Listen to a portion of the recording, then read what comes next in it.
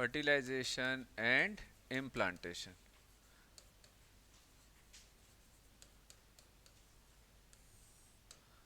चलो तो अब सिंपल है, इसमें ज़्यादा कुछ ध्यान नहीं देना है, बहुत सिंपल सा चीज़ है। What is fertilisation? That is fusion of male gamete plus female gamete, है ना, टू फॉर्म डिप्लॉयड सेल।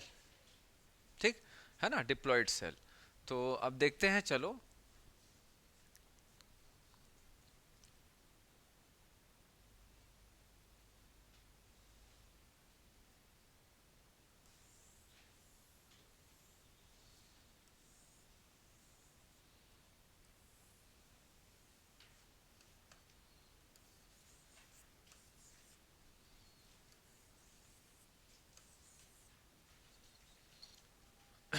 तो अब यहां से एग रिलीज हुआ, बोलो कहाँ आया? यहाँ आया। कौन सा रीजन है? एम्प्यूला। ठीक है, यहाँ स्पर्म सेमेन रिलीज हुआ, मैंने आपको बता दिया है क्या शेप, साइज, कितना, क्वांटिटी, ये सारा चीज़ अपन डेटा वेटा देख लिए है ना।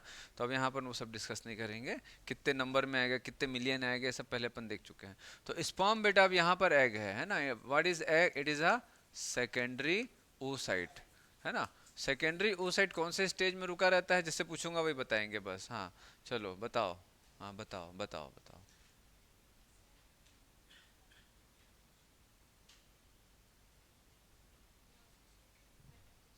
तो कौन से स्टेज में रुका है बेटा? मियोसिस टू के मेटाफेस टू में रुका हुआ है। ठीक है, चलो अब यहाँ से क्या आएगा बेटा? स्पर्म आएगा, ये स्पर्म आया, अरे इधर भी जाएगा, है ना, तो कुछ इधर आ जाएंगे। अब यहाँ पर स्पर्म आया। अब हम देखेंगे कि ये जो रीजन है, एम्पुला वाला जो रीजन है, यहाँ पर क्या क्या चेंजेस होगा। तो ये सारा इवेंट अपन इधर देखेंगे। अब ये हुआ हमारा एग, ये हुआ न्यूक्लियस। एग के बाहर दो टाइप के मेम्ब्रेन होते हैं, बोलो। पहला जोना पेलुसिडा और दूसरा कोरोना रेडिएटा, ये ऐसा। ठीक है ना। चलो, तो ये हो गया कोरोना रेडिएटा और अंदर वाला जोना पेलुसिडा। इसमें से कौन सी लेयर खुद एग बनाता है? कभी कभी ये क्वेश्चन भी आता है, ध्यान रखना। Zona pellucida, corona radiata is a follicular layer, है ना। It is a follicular layer, follicular cells होते हैं। ठीक। और जोना पेलुसिडा जो होता है वो खुद ही एग सिंथेसाइज करता है। Zona pellucida is a membrane, non cellular membrane. ठीक है, चलो अब देखो बेटा, यहाँ पर स्पर्म आएगा। हाँ, ये स्पर्म आ गया। तो अरे, स्पर्म के पास सबसे हेड में क्या है भैया? एक्रोजोम। एक्रोजोम के बाद क्या है? न्यूक्लियस। उसके बाद क्या है? नेक है। उसके बाद क्या है? Middle piece. इतना बड़ा नहीं होता है एग के सामने। ठीक है, मतलब जैसे ये अगर ये एग है तो स्पर्म मान के चलो ये है कितना, ये स्पर्म है। अगर इतना बड़ा एग है तो ये स्पर्म है, समझ, इतना छोटा सा। तो ये मैं ऐसे समझाने बता, इसमें कहाँ दिखाऊंगा कुछ। तो ये जो एक्रोसोम है ये रप्चर होगा, सारा एंजाइम इसको ब्रेक करेगा। ये यहाँ पर क्या है? न्यूक्लियस है। यहाँ पर क्या है? सेंट्रियोल। मैंने बताया था एग के पास खुद का सेंट्रियोल नहीं होता। ये मिडिल पीस है, यहाँ पर माइटोकॉन्ड्रिया है। चलो, तो ये फर्टिलाइजेशन जब होगा तो यहाँ क्या होगा बेटा कि ये ऐसा एग मेम्ब्रेन को डिसॉल्व किया जाएगा, किसके द्वारा?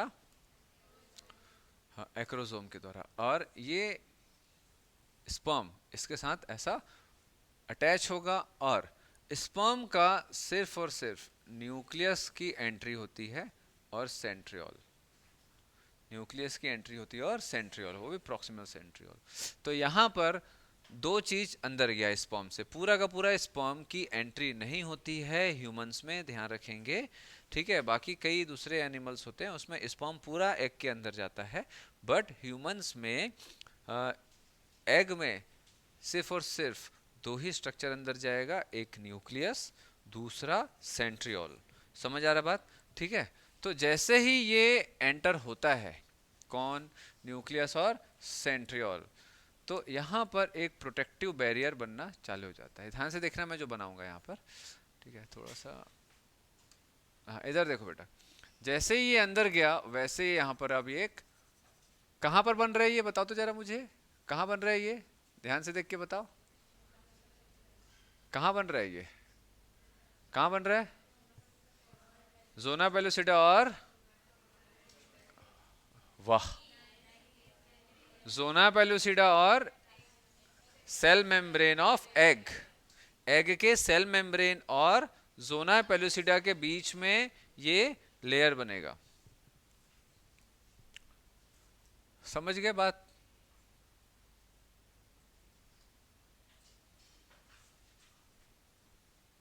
हाँ।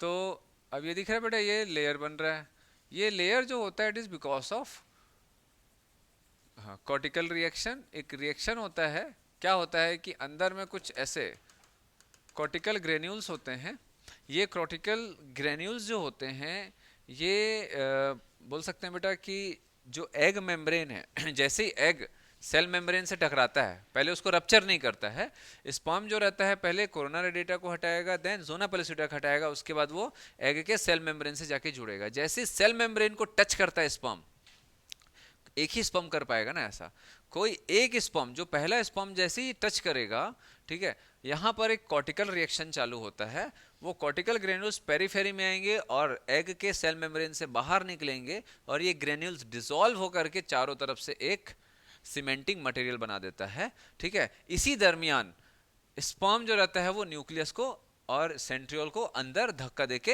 अंदर कर देता है, ठीक है। और फिर जैसे ही ये अंदर हुआ, ये जो एंट्री पॉइंट है ये भी क्लोज हो जाता है। जैसे ही ये क्लोज होता है, कोई भी दूसरा स्पर्म फिर इस एग को पेनिट्रेट नहीं कर सकता। क्यों? क्योंकि ये जो मेम्ब्रेन है it is fertilising membrane, fertilising membrane, fertilising membrane जो होता है इसको डिसॉल्व करने के लिए स्पर्म के पास एंजाइम नहीं होता। तो सीधी सी बात है, एंजाइम नहीं है तो इस मेम्ब्रेन को वो डिसॉल्व भी नहीं कर सकता, तोड़ भी नहीं सकता, है ना, हथियार ही नहीं है इसके लिए, ठीक। तो अब इसीलिए ह्यूमन एग में सिर्फ और सिर्फ एक ही स्पर्म के न्यूक्लियस की एंट्री होती है, डबल की नहीं होती है, ठीक है। और हो भी गया तो वो डेवलप नहीं हो पाता है, ठीक है। समझ आया बात आप लोगों को। तो अब यहां पर जैसे ही स्पर्म न्यूक्लियस की एंट्री होना चालू होगी, यहाँ पर इलेक्ट्रिकल पोटेंशियल जनरेट होगा, जिसके कारण फिर जो रुका हुआ मियोसिस 2 मेटाफेज 2 था वो रीस्टार्ट हो जाता है। इलेक्ट्रिकल पोटेंशियल चेंज होने के कारण, क्योंकि सब, सच बताऊं तो सब के सब जो भी चेंजेस हो रहे हैं ना यहाँ पर, ये जो फर्टिलाइजिंग मेम्ब्रेन बन रहा है ना, ये ग्रेन्यूल्स बाहर जा रहे हैं और एक मेम्ब्रेनस कवरिंग बना रहा है, ये भी पोटेंशियल डिफरेंस चेंज होने के कारण, तो पोटेंशियल चेंजेस होने के कारण, करंट में चेंजेस होने के कारण होता है। तो मेम्ब्रेन पोटेंशियल चेंज होता है जिसके कारण परमेबिलिटी चेंज होती है और अंदर से ग्रेन्यूल बाहर जाते हैं और मेम्ब्रेन का फॉर्मेशन करते हैं, और यही मेम्ब्रेन पोटेंशियल चेंज होने के कारण ये मियोसिस 2 का मेटाफेज 2 आगे बढ़ता है, और फिर ये हैप्लॉइड एग बनेगा, और साथ में और क्या बनेगा, सेकेंड पोलर बॉडी। तो सेकेंड पोलर बॉडी और फर्स्ट पोलर बॉडी एक्चुअल में एग के अंदर ही होता है, बाहर नहीं जाता ना, ध्यान रखना, है ना। अपन जैसे पढ़ते हैं तो देखते हैं ना, एक एन इधर निकल गया, दूसरा एन इधर निकल गया, first polar body, second polar body, तो वो एग के बाहर नहीं जाता है, वो एग के अंदर ही रहता है। समझ आ रहा, वो पड़ा रहता है, उसका कोई ज़्यादा रोल नहीं रहता है, मतलब अभी तक तो नहीं मालूम है कि क्या रोल है ना। क्लियर हो रहा है? तो ये फर्स्ट सेकंड पोलर बॉडी यहीं पर है, तो अब ये क्या हो जाएगा बेटा, it is a diploid nucleus. तो ये जो फ्यूजन हो रहा है न्यूक्लियस का, दो न्यूक्लियस जुड़ रहे हैं, है ना, इसी को बोलते हैं कैरियोगेमी। कैरियोगेमी के साथ फर्टिलाइजेशन कंप्लीट होता है, ठीक है। तो इस प्रोसेस को क्या बोलते हैं, कैरियो मतलब न्यूक्लियस को अपन डिनोट करते हैं, कैरियोगेमी, गेमी मतलब फ्यूजन, कैरियोगेमी के साथ में फर्टिलाइजेशन कंप्लीट होता है। ठीक है, फ्यूजन ऑफ न्यूक्लियस है ना is the end result of fertilisation. Clear हो रहा है? ये सारा चीज कहां हो रहा है भैया? एम्पुला। ठीक है, सारा चीज कहां हो रहा है? एम्पुला में हो रहा है। क्लियर है? ठीक है, समझ आ गया बात इतना?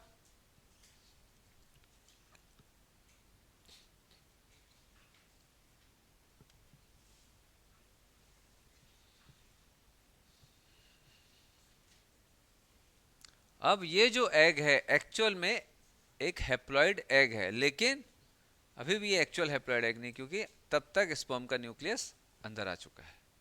ठीक है, फ्यूजन नहीं हुआ है। तो फ्यूजन ऑफ स्पर्म न्यूक्लियस किसके साथ होता है? Actual haploid nucleus. क्यों?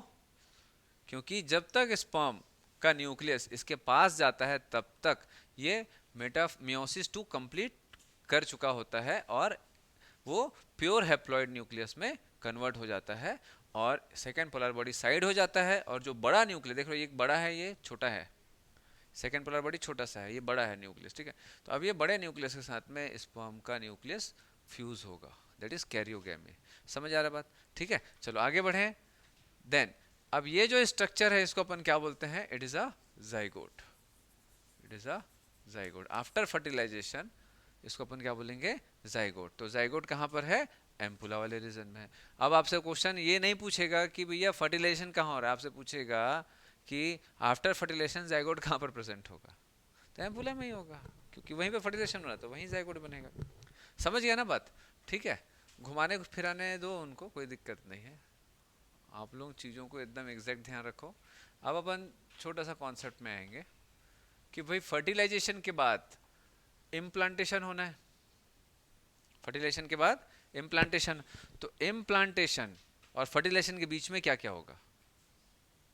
What are the events of, what are the events between fertilisation and implantation? That is zygote और इम्प्लांटेशन के बीच में क्या क्या इवेंट होगा? चलो ठीक है,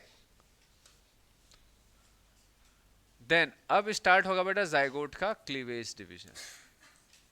what is cleavage division? Cleavage क्या होता है बेटा? हाँ बोलो।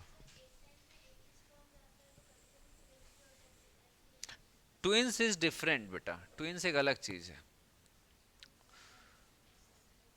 देखो कोई भी बच्चा पैदा हो रहा है ना, चाहे एक हो रहा है चाहे 10 हो रहा है, मतलब एक बार में एक बच्चा पैदा हो, चाहे 10 हो चाहे 12 हो चाहे 2 हो, ट्विंस हो चाहे ट्रिंस हो चाहे क्वाड्रिपिंस हो।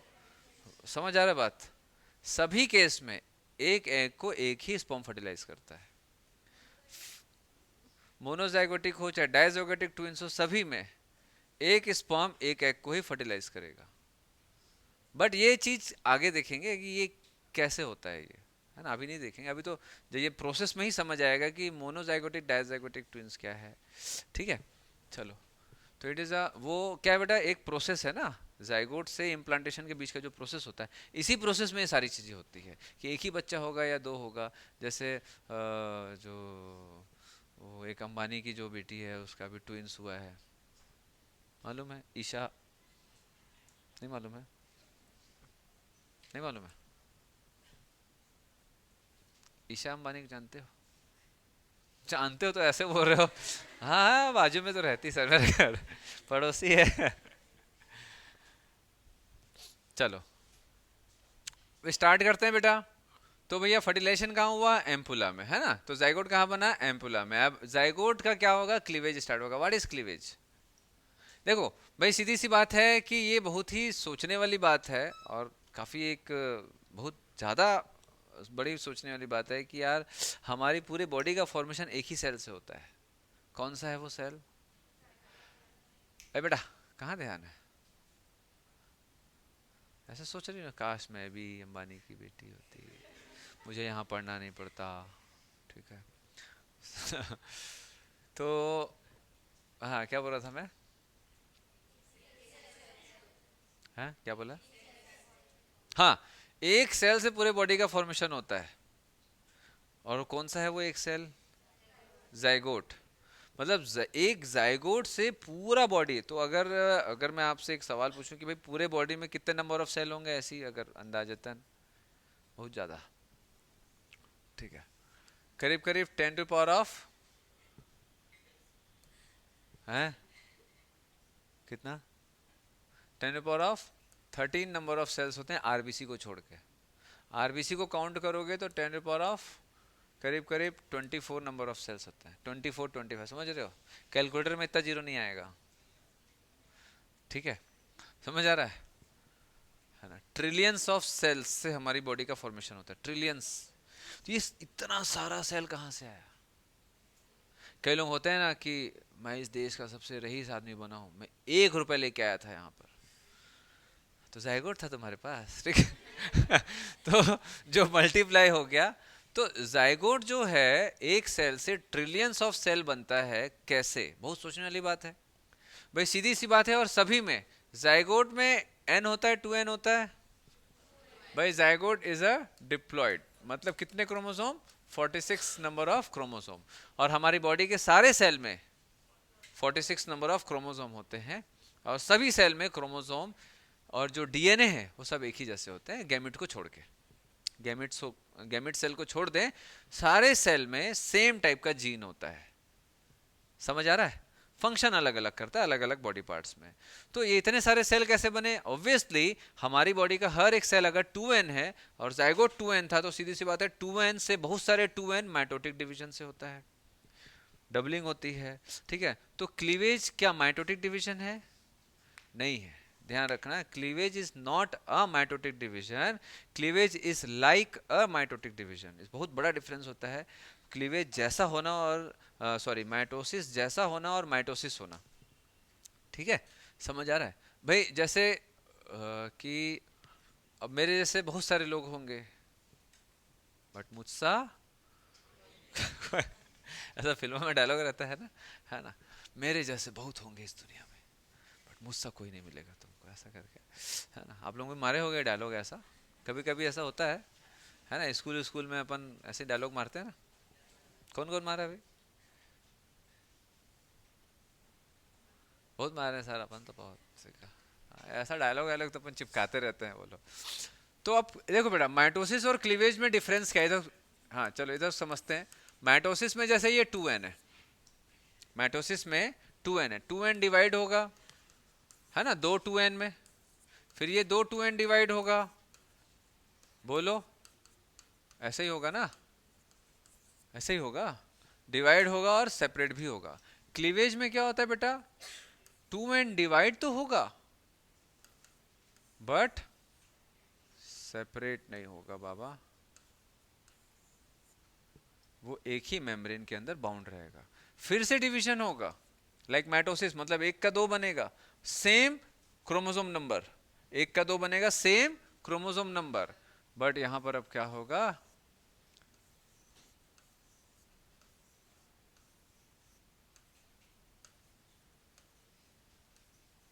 4।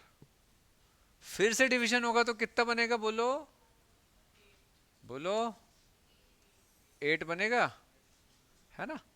ऐसे 8 बनेगा, 1 2 3 4 5 6 7 8। और क्या मेरे को रंगोली बनाना नहीं आता ना, इसलिए थोड़ा सा आगे पीछे हो गया है। समझ आ रहा बात? 2n 2n 2n 2n 2n। आपको मेरी राइटिंग समझ आ रही है ना बेटा?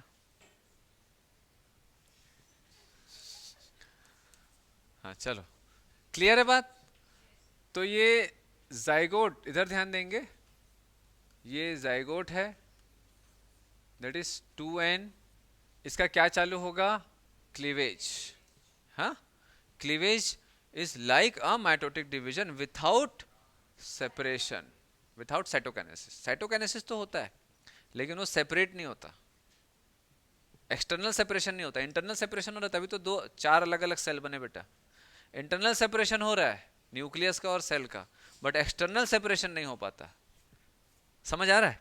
अब देखो, अगर हो गया तो भाई इधर देखो, इन केस ये लोग भूल गए कि साथ साथ रहना है, भूल गए कि साथ साथ रहना है, तो अब ये 2n इधर आ गया और ये 2n इधर आ गया, दोनों अलग अलग हो गए, है ना? तो अब ये एक प्रकार का जाइगोट है। अब यहां से इसका क्लीवेज चालू होगा और ये एक बेबी बनेगा, और यहां से इसका चालू होगा और ये एक बेबी बनेगा, लेकिन है तो दोनों एक दूसरे की कॉपी। तो ये हो गया एक ही जाइगोट से बना ना, तो इसीलिए ये दोनों के दोनों मोनोजाइगोटिक ट्विंस हो गए। और ये चारों भूल गए तो चार, समझ रहे बात, मोनोजाइगोटिक ट्विंस बनेंगे। क्वाड्रिपिन्स होते हैं दुनिया में। तीन, हाँ बोलो। 8 हो गए तो 8 हो गए। अब परेशानी क्या आपको थोड़ी ना उठाना है, जिनका हो रहा है उन्हीं को उठाना है ना। 8 बच्चे, समझ रहे बात, समझ रहे हो ना, समझ रहे हो ना, समझ रहे हो ना ऐसा तो ये मोनोजाइगोटिक ट्विंस हैं। ठीक, अब कई बार सवाल आता है सर 3 कैसे होंगे, बताओ। अब ये जो है ये क्या करेगा बेटा, क्लीवेज में क्या होता है, डिवाइड ही तो हो रहा है ना। अब ये दोनों सेपरेट हो गए, हमको भी नहीं रहना तुम्हारे साथ, जाओ। तो अब 3 बच्चे पैदा होंगे, ठीक है।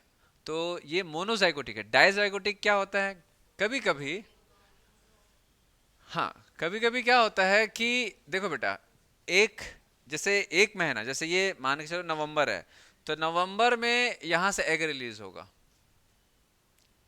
ये वाले ओवरी से, ये चुपचाप बैठेंगे।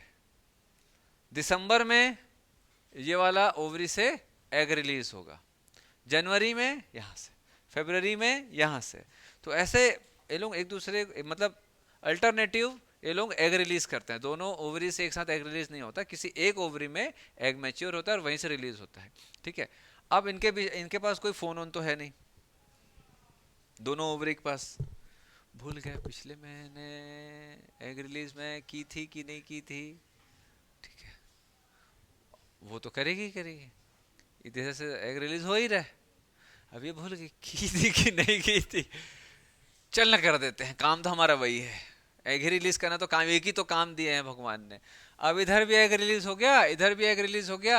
अब स्पर्म को थोड़ी ना बोल के भेजा गया था एक ही जन को फर्टिलाइज करना है तुमको, दूसरे को देखना भी नहीं है, छूना भी नहीं है, समझ आ रहा है। स्पर्म तो भैया जितना एग मिले उतना फर्टिलाइज करेगा, उसका तो एक ही काम है, जहां दिखे फर्टिलाइज करो, ठीक है। अब दोनों साइड क्या हो गया, फर्टिलाइजेशन हो गया, दोनों साइड जाइगोट बन गया। इसीलिए कभी कभी एक लड़का एक लड़की होती है और दोनों एक जैसे नहीं दिखते हैं। फिर कोई बोलता है ना हम दोनों ट्विंस हैं, तो बोलते हैं काहे का ट्विंस हो रहे तुम लोग, झूठ बोलते हो, ऐसा होता है, समझ आ रहा है, होता है ना ऐसा। तो दैट इज, दो जाइगोट बना तो दोनों में जेनेटिक वेरिएशन अलग अलग होगा, दोनों एक दूसरे की कॉपी नहीं होंगे, तो ये डाइजाइगोटिक ट्विंस हो गया। अब कई बार सवाल आता है सर, कई बार हमने देखा है कि 2 बच्चे जुड़वा लड़का, 2 बच्चे जुड़वा लड़की, अब ये कैसे हुआ। तो वही कहानी, इधर लड़का पैदा हो रहा था, भूल गए 2 लड़का होगा, और इधर फीमेल पैदा हो रहे थे, फिर दोनों सेल अलग अलग हो गए, तो फिर से वो मोनोजाइगोटिक ट्विंस। तो इधर का मोनोजाइगोटिक ट्विंस, इधर का मोनोजाइगोटिक ट्विंस, बट वो दोनों एक दूसरे के लिए डाइजाइगोटिक ट्विंस, समझ आ रहा है।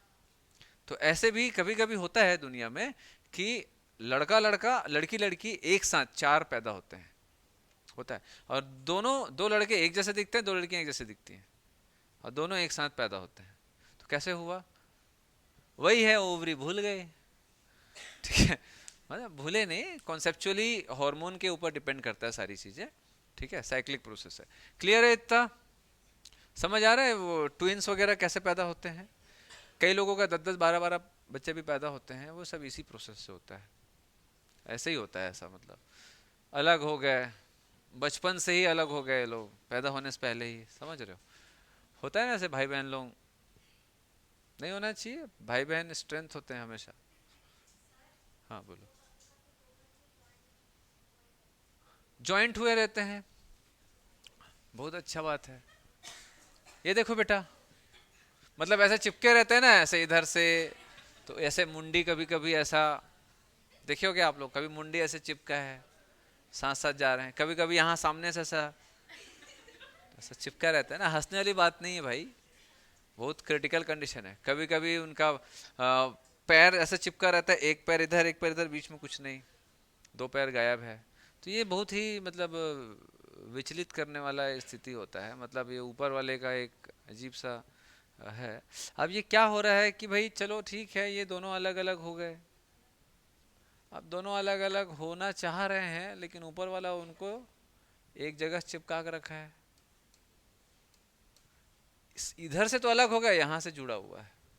अब ऐसे ही डेवलप हो रहे हैं वो लोग, ऐसे ही डेवलप हो रहे हैं। तो किसी एक पॉइंट, किसी एक ऑर्गेन या किसी एक बॉडी पार्ट से वो चिपके हुए रह जाते हैं, टोटल सेपरेट नहीं हुआ। यहाँ टोटल सेपरेट बताया ना मैंने, इसलिए यहाँ ऐसा नहीं हुआ। तो फिर वो जुड़े जुड़े ग्रो हो जाएंगे, क्योंकि ग्रोथ तो होना है, उसको तो कोई नहीं रोक सकता। ठीक है, चलो आगे बढ़े। चलो देन नेक्स्ट देखेंगे बेटा इसमें। अब zygote is a single cell, then वो क्लीवेज, समझ आ रहा है क्लीवेज और माइटोसिस क्या होता है, दोनों अलग अलग है ना। क्लीवेज से भी क्वेश्चन आया है, क्या क्लीवेज माइटोटिक डिवीजन होता है, ऐसा टाइप का भी क्वेश्चन आया है, स्टेटमेंट वाइज आता है। तो कॉन्सेप्ट ध्यान रखना है कि क्लीवेज माइटोसिस जैसा होता है but without separation of cell, मतलब हमेशा सेल एक बाउंड्री के अंदर ही रहेंगे। क्लियर हो रहा है बात? ठीक है, चलो। अब ये जो बना बेटा, it is 2 cell stage, it is 4 cell stage, it is 8 cell stage. क्या ये पॉसिबल है यार कि एक सेल से ट्रिलियंस ऑफ सेल बन सकता है, वो भी कुछ समय पे? बिल्कुल, कंपाउंडिंग इफेक्ट। भाई आप अभी 4 का 8 देख रहे हो, लेकिन जब 400 करोड़ होगा तो सीधा डबलिंग होगी तो 800 करोड़ बनेगा। दिमाग को भी फ्री स्टाइल में रखो, ऐसे नहीं एकदम टेबल पे बैठे हैं। आप लोगों को याद आ रहा होगा, हम लोग ऐसे ही करते हैं। 10 मिनट हो जाता है ना, वहां पर किताब खुला हुआ देख रहा है, साला मैं इधर खुला हुआ हूँ और तू कहाँ ऊपर देख रहा है, इससे अच्छा किताब को ऊपर ही चिपका देता। इतने शौक है तो ऐसा नहीं करना है भाई, हैं? चलो अब इधर देखेंगे बेटा, 8 सेल से कितना सेल बनेगा भैया?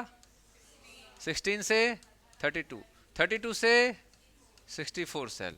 तो ये जो 8 to 32, 8 to 16 सेल स्टेज होता है, इसको क्या बोलते हैं? मॉर्यूला। ठीक है, मॉर्यूला। और 32 सेल स्टेज को ब्लास्ट्यूला, और 64 सेल स्टेज को गैस्ट्यूला। तो इसको लिख लिया रहेंगे। ठीक है, तो पहले तो ये नाम लिखना है, हाँ? Morula is 8 to 16 cell stage. ठीक है, ये ओविडक्ट में रहेगा बेटा, ये फेलोपियन ट्यूब में रहेगा। ये स्ट्रक्चर कहाँ रहेगा? फेलोपियन ट्यूब में रहेगा। ठीक है, ध्यान रखेंगे, फेलोपियन ट्यूब में रहेगा। 32 सेल स्टेज जो है वो कहाँ रहेगा? ये यूट्रस में रहेगा, ये यूट्रस में, मतलब 32 सेल स्टेज पहुंचते पहुंचते वो यूट्रस में आ जाता है ना। तो ध्यान रखेंगे कौन सा सेल स्टेज कहाँ मिलेगा। तो अब जिस दिन फर्टिलाइजेशन हुआ उसको हम फर्स्ट डे लेंगे।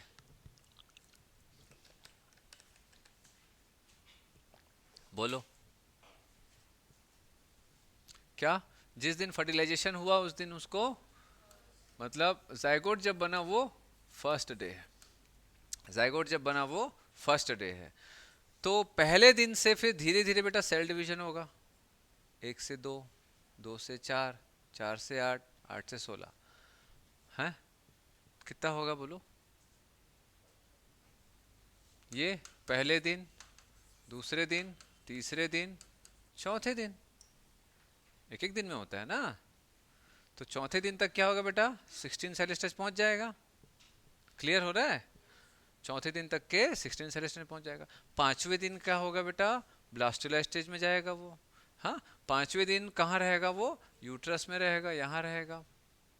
ठीक है, छठवें दिन भाई, पांचवें दिन यहाँ से यहाँ आया, फिर छठवें दिन यहाँ से यहाँ आया, है ना। पांचवा और छठवा दिन कहाँ रहेगा वो? यूट्रस में रहेगा। कौन रहेगा? ब्लास्ट्यूला रहेगा। ब्लास्ट्यूला क्या है? 32 सेल स्टेज है। उसके बाद ब्लास्ट्यूला में छठवें दिन कुछ सेलुलर मूवमेंट्स चालू होंगे, मॉर्फोजेनेटिक मूवमेंट्स चालू होगा। ठीक है, जिसको हम नेक्स्ट उसमें देखेंगे, बोर्ड छोटा है थोड़ा सा, हटा रहा हूँ मैं इसको। ठीक, चलो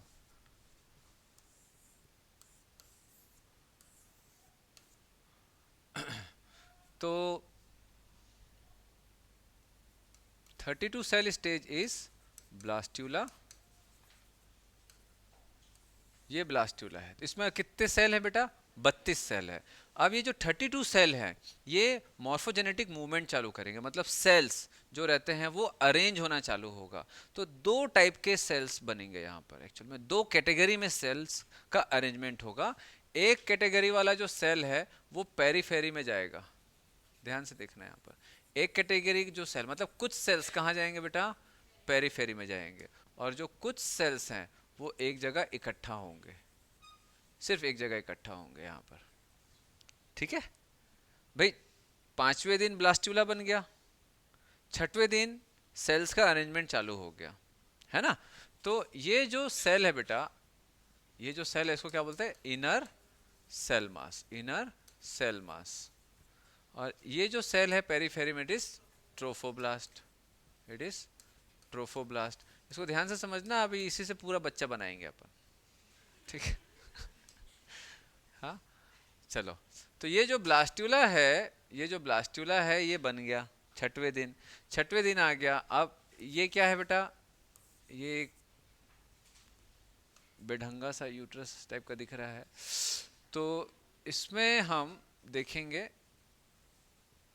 तो ये वाला जो स्ट्रक्चर है ये यहाँ आ गया है ना, यहाँ आ गया।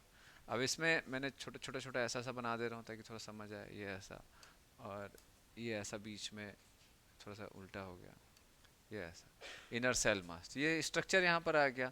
6वें दिन क्या करेगा? एंडोमेट्रियम के अंदर ये घुसना चालू करेगा। भाई जैसे है ना, क्या होता है कि कपड़ा वपड़ा नहीं है,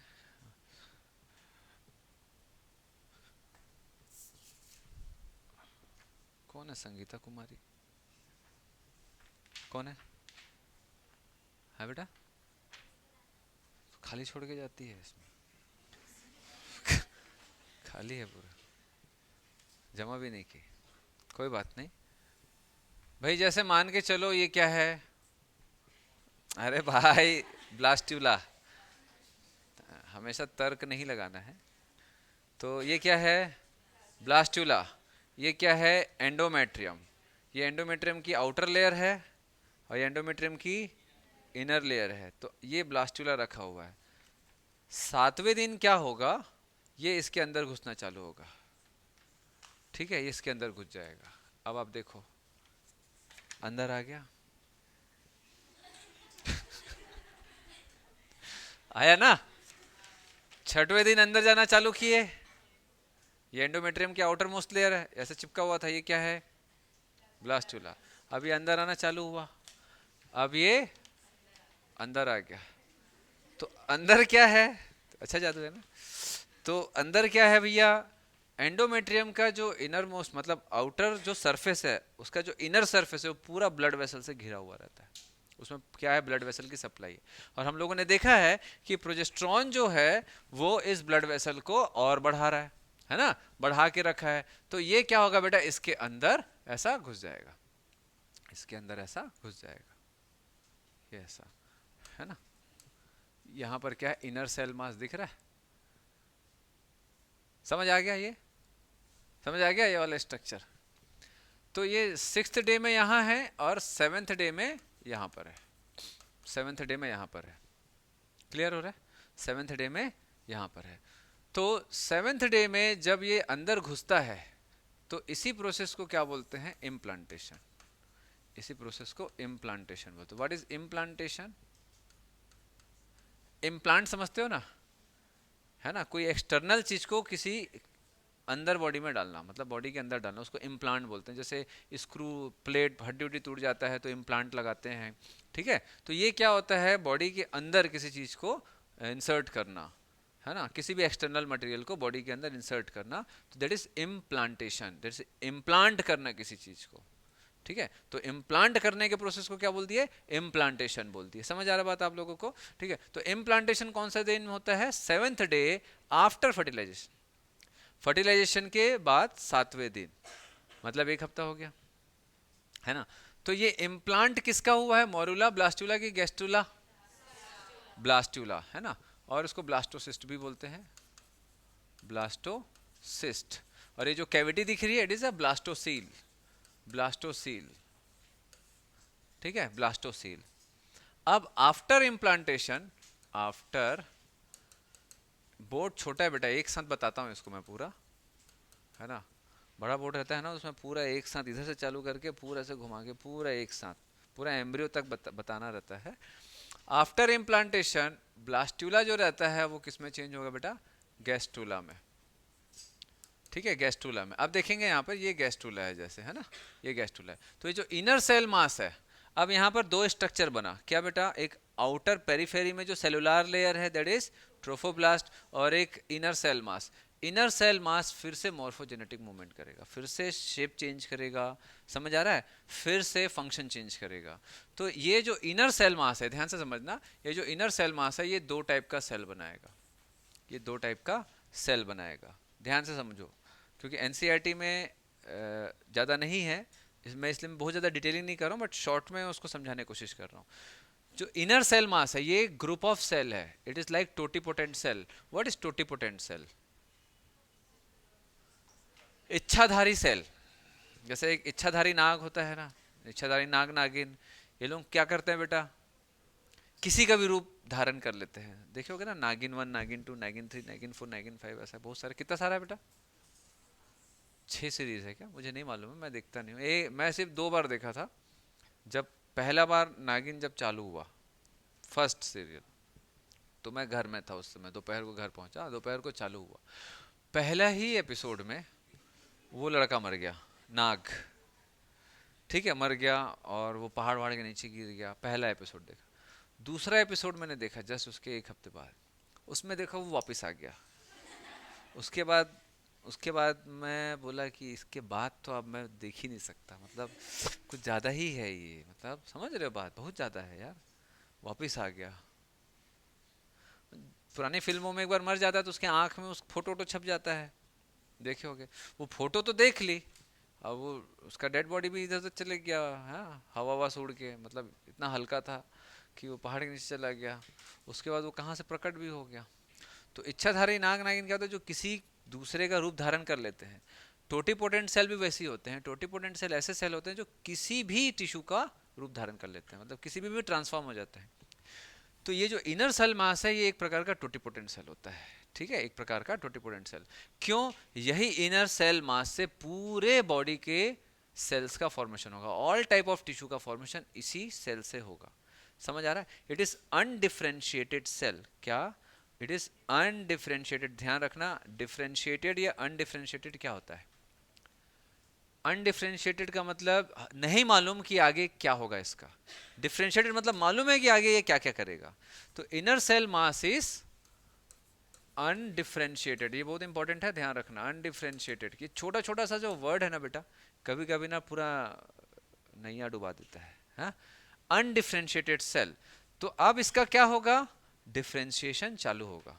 मालूम है ना, डिफरेंशिएशन इंटीग्रेशन पढ़ते हो आप लोग, तो वाला नहीं है। तो इसका डिफरेंशिएशन चालू होगा, ठीक है। तो कितना टाइप का सेल बनेगा, ये 2 टाइप का सेल में ट्रांसफॉर्म होगा। समझ लो क्या होगा, 2 टाइप के सेल में ट्रांसफॉर्म होगा। अब ये जो 2 टाइप का सेल है वो आगे चल के एक एक्टोडर्म बनाता है और दूसरा एंडोडर्म, ठीक है। एक एक्टोडर्म बनाएगा, दूसरा एंडोडर्म। ये एक्टोडर्म बन गया, ठीक है, ये एंडोडर्म बन गया, है ना। देन उसके बाद ये बीच में कुछ सेल्स बनेंगे, दैट इज मेसोडर्म। ठीक, समझ आ गया बात, इतना क्लियर है। तो ब्लास्टुला के बाद जो बनेगा गैस्टुला, मतलब 8वें दिन से गैस्टुला बनना चालू होगा। ये कितना सेल स्टेज है, 32। तो 32 सेल स्टेज के बाद जब गैस्टुला बनेगा, ये कितना सेल स्टेज है, 64। इसका मतलब है कि सारे सेल क्या होंगे बेटा, डबल होंगे। तो डबल होंगे तो ये एक्टोडर्म, मेसोडर्म, एंडोडर्म की सेल की क्वांटिटी भी बढ़ेगी, है ना। तो अभी भी गैस्टुला में जो outer most layer of cell है ये क्या है, बोलो, ये अभी भी ट्रोफोब्लास्ट है, ये अभी भी ट्रोफोब्लास्ट है, ठीक है। और यहाँ पर हम लोगों ने देखा क्या क्या सेल बन गया भैया, ये हमारा एक्टोडर्म, ठीक है, ये हमारा मेसोडर्म, और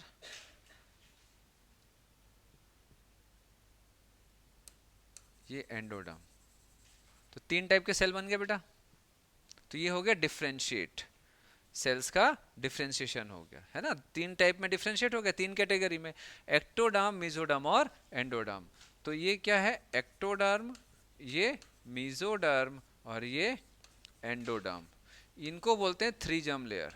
हम लोगों ने एनिमल किंगडम में पढ़ा है 3 जर्म लेयर्स। और मैंने आपको बताया है उस समय एनिमल किंगडम के समय कि जो तीनों जर्म लेयर्स होते हैं ये पूरे बॉडी का फॉर्मेशन करते हैं।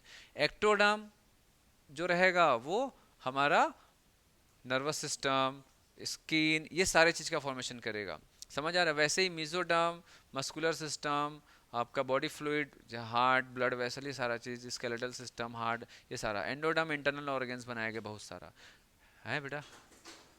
हाँ, समझ आ रहा है। तो मैंने क्या बताया, यहाँ पर 3 टाइप के सेल में सेल्स का डिफरेंशिएशन हुआ।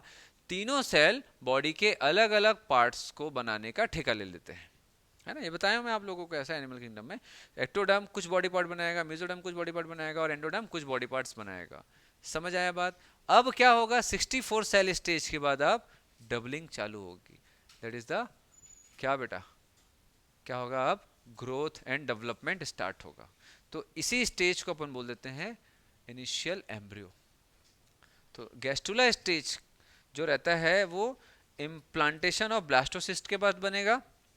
ब्लास्टोसिस्ट इम्प्लांट हुआ, देन उसके बाद गैस्ट्रुला बनेगा। और गैस्ट्रुला स्टेज का क्या सिग्निफिकेंट इंपॉर्टेंस क्या है, 3 जर्म लेयर मिलेगा, एक्टोडर्म, मेसोडर्म और एंडोडर्म। ये कहाँ से बनेगा, ये डिफरेंशिएट होगा इनर सेल मास 2 सेल में, फिर दोनों सेल के बीच में तीसरा टाइप का सेल बनेगा और ये तीनों स्ट्रक्चर प्रेजेंट होगा गैस्ट्रुला में। समझ आया बात। तो इसका मतलब ये है, इधर ध्यान देंगे, इसका मतलब ये है कि ये जो कवरिंग है आगे चल के ये कुछ और बनाएगा।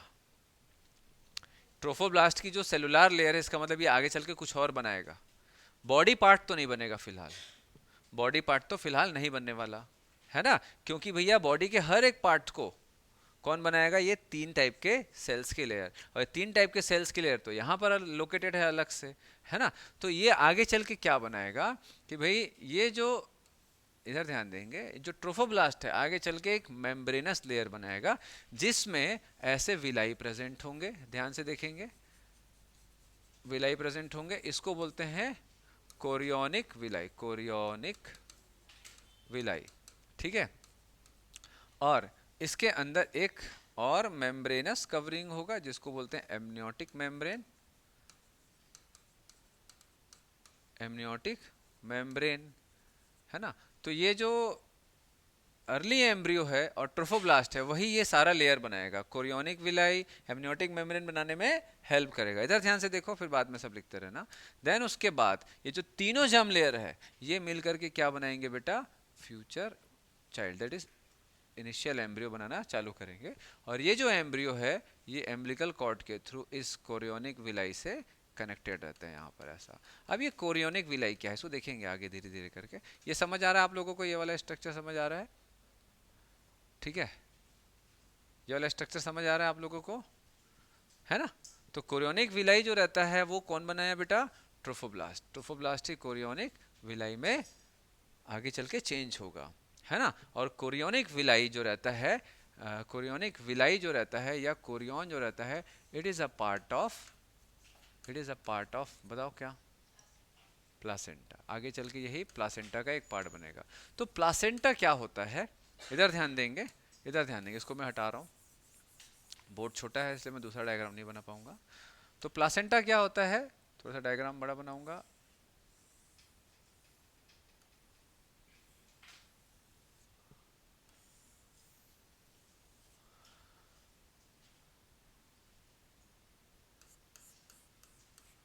ये एंडोमेट्रियम है, ठीक है। It is endometrium of mother. भाई ये मदर का एंडोमेट्रियम है ना। एंडोमेट्रियम में क्या रहता है बेटा, ब्लड वेसल।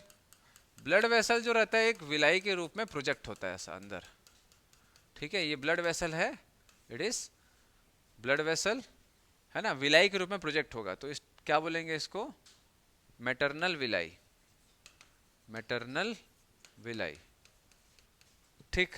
अब ध्यान से समझना, है ना, ये वाला स्ट्रक्चर बना रहा हूँ। समझ लो इसको, डायग्राम वायग्राम सब दिया हुआ है।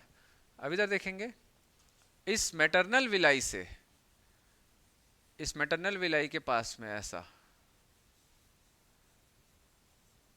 थोड़ा फास्ट बना रहा हूँ, कहीं कहीं पर थोड़ा समझ आएगा। अब यहाँ पर थोड़ा सा अच्छे से,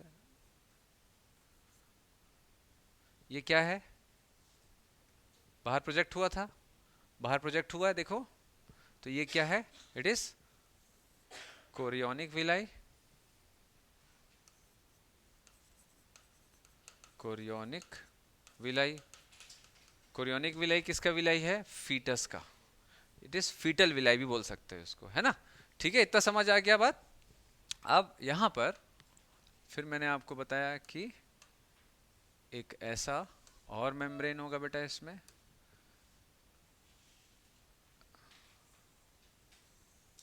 इट इज एमनियोटिक मेम्ब्रेन। ठीक है इतना, अब ध्यान से देखेंगे, देन यहां पर क्या है, फीटस है। फीटस को न्यूट्रिशन चाहिए, है ना, तो किससे मिलेगा वो, ब्लड वेसल के थ्रू। तो ब्लड वेसल कहाँ है, यहाँ है और यहाँ है। विलाई में क्या रहता है, ब्लड कैपिलरी, ब्लड कैपिलरी, यही तो टूट रहा था मेंस्ट्रुअल साइकिल में, ब्लड कैपिलरी। ये भी क्या है विलाई में, ब्लड कैपिलरी। इस विलाई में भी क्या है, ब्लड कैपिलरी। समझ आ रहा बात इतना। तो ये ब्लड कैपिलरी तक एक चैनल जाएगा, एक ऐसा,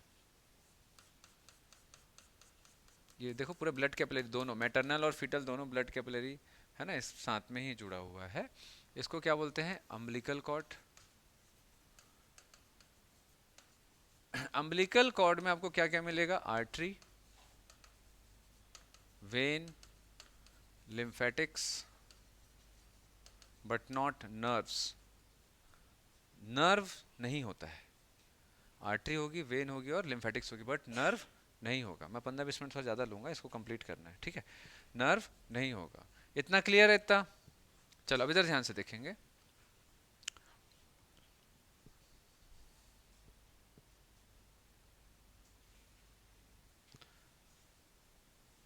ये maternal villi and chorionic villi, इन दोनों को मिला करके ही अपन क्या बोलते हैं, placenta. What is placenta, it is a interdigitated structure. भाई जैसे ये मैटरनल विलाई है, तो मदर से विलाई आया, कहाँ से, मदर का विलाई कहाँ से आया, एंडोमेट्रियम, यूट्रस का एंडोमेट्रियम की वॉल से ऐसा एक विलाई बनेगा। फीटस का जो ट्रोफोब्लास्ट है, ये एक विलाई बनाएगा जिसमें ब्लड वेसल का फॉर्मेशन होगा। तो ये मैटरनल विलाई, ये फीटल विलाई, कोरियोनिक विलाई और ट्रोफोब्लास्ट का विलाई, ये दोनों एक दूसरे के पास ऐसा इंटरडिजिटेशन करते हैं। इंटरडिजिटेशन समझते हो, ठीक है, ऐसा फिंगर्स को क्रॉस जैसे, समझ रही है, इंटरडिजिटेटेड स्ट्रक्चर बनाता है। It is not fused. इसमें किसका ब्लड है, मदर का, इसमें किसका ब्लड है, फीटस का। ये दोनों ब्लड वेसल ऐसे आसपास ऐसे आते हैं, इंटरडिजिटेटेड स्ट्रक्चर बनता है, और इस कॉम्बिनेशन को ही हम प्लासेंटा बोलते हैं। तो what is placenta, it is a interdigitated structure of maternal villi and chorionic villi of foetus. तो मैटरनल विलाई कौन सी लेयर से बना, एंडोमेट्रियम। कोरियोनिक विलाई कहाँ से बना, ट्रोफोब्लास्ट। आगे चल के कोरियन की लेयर बनाता है, जिससे जिसमें विलाई का फॉर्मेशन होता है, जिसके अंदर ब्लड कैपिलरी होती है। इतना समझ आ गया बात, ठीक है। तो कायदे से इधर देखेंगे, तो अगर हम देखें तो यहाँ पर जो ये अम्बिलिकल कॉर्ड है, ये अम्बिलिकल कॉर्ड किससे जुड़ा रहेगा, किससे जुड़ा रहेगा, प्लासेंटा से। लेकिन प्लासेंटा में भी मेनली ये ब्लड वेसल किससे कनेक्टेड होगा, इसका ब्लड किससे कनेक्ट होगा, इसके ब्लड से या इसके ब्लड से, कोरियोनिक विलाई से। कोरियोनिक विलाई ही फीटस का है, कोरियोनिक विलाई ही फीटस का है। कोरियोनिक विलाई में जो ब्लड है वो किसका ब्लड है, फीटस का है। और जो मैटरनल विलाई है इसमें मदर का। मैंने अभी बताया दोनों का ब्लड कभी मिक्स नहीं होगा, आसपास रहेगा। तो इमेजिन करो कि यहाँ से जो अम्बिलिकल कॉर्ड आ रहा है वो किसके पास, किससे कनेक्टेड है, मतलब इसका ये जो पूरा ब्लड वेसल दिख रहा है कोरियोनिक विलाई, ये सारे ब्लड वेसल जो रहते हैं मेनली किसको सप्लाई करते हैं, अम्बिलिकल कॉर्ड को। समझ आया, अम्बिलिकल कॉर्ड को। क्यों बेटा? क्योंकि जैसे फॉर एग्जांपल भाई कार्बन डाइऑक्साइड अब यहाँ आ रहा है, तो यहाँ आएगा, कहाँ जाएगा? कोरियोनिक विलाई में पूरा फैल जाएगा। कोरियोनिक विलाई के पास में मदर का विलाई है, तो मदर से क्या आ रहा है बच्चे के लिए? ऑक्सीजन। अब ये ऑक्सीजन वाला ब्लड आ रहा है, इसके पास में ऑक्सीजन कहाँ से? यहाँ से कोरियोनिक विलाई में मूव करेगा, और कोरियोनिक विलाई में किसका कंसंट्रेशन ज्यादा है? Carbon dioxide. तो कार्बन डाइऑक्साइड कहाँ जाएगा? मैटरनल विलाई के ब्लड में जाएगा। समझ आ रहा है? ऐसे ही न्यूट्रिशन और वेस्ट प्रोडक्ट का आदान प्रदान होता है। तो ये जो अम्बिलिकल कॉर्ड है वो किससे जुड़ा रहता है भैया? कोरियोनिक विलाई से। और कोरियोनिक विलाई किसके पास में रहता है? Maternal villi. समझ आया बात? क्लियर हो रहा है? ठीक है, चलो। तो ऐसे फीटस का डेवलपमेंट होता है। हम लोगों ने यहाँ पर क्या क्या देख लिया कि भैया प्लेसेंटा देख लिया, प्लेसेंटा क्या होता है, किससे बनता है, अम्बिलिकल कॉर्ड किससे जुड़ा रहता है, ये देख लिया हम लोगों ने, है ना। अब यहाँ पर बच्चा हवा में तो नहीं लटका रहेगा, हवा में थोड़ी ना लटका रहेगा, है ना।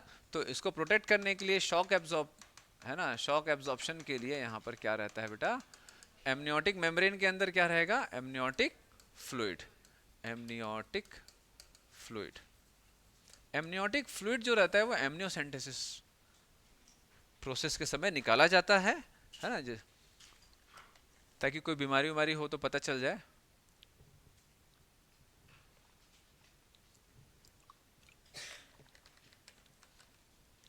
चलो, हो गया, है ना। अब ये जो प्लेसेंटा होता है, it is a temporary endocrine gland. It is अ, ध्यान रखेंगे, आता है टेम्पररी एंडोक्राइन ग्लैंड।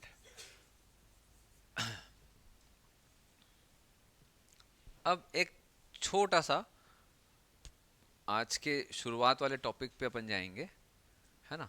फिर अपन यहाँ पर, अब यहाँ पर हम लोग हार्मोन का एक्शन देखेंगे। भैया ये सब कैसे हो रहा है, ये सारा डेवलपमेंटल चेंजेस कैसे हो रहा है ना। इसके लिए रिस्पॉन्सिबल क्या है? मैंने बताया था कि मेंसेस साइकिल हो, चाहे ओव्यूलेशन हो, चाहे प्रेगनेंसी हो, सब के सब हार्मोनल एक्शन के थ्रू ही रेगुलेट होता है। अब मैंने आपको एक बताया था कि भाई प्रोजेस्ट्रॉन का क्या काम होता है? एंडोमेट्रियम की वॉल को थिक करना। तो अगर प्रोजेस्ट्रॉन होगा तो ही तो मैटरनल विलाई का ग्रोथ होगा। मैटरनल विलाई कहाँ होता है? Endometrium of mother. तो एंडोमेट्रियम में मैटरनल विलाई का ग्रोथ तभी होगा जब इसको कौन स्टिमुलेट करेगा? प्रोजेस्ट्रॉन। और प्रोजेस्ट्रॉन कहाँ से आता है? प्रोजेस्ट्रॉन कहाँ से आता है? तो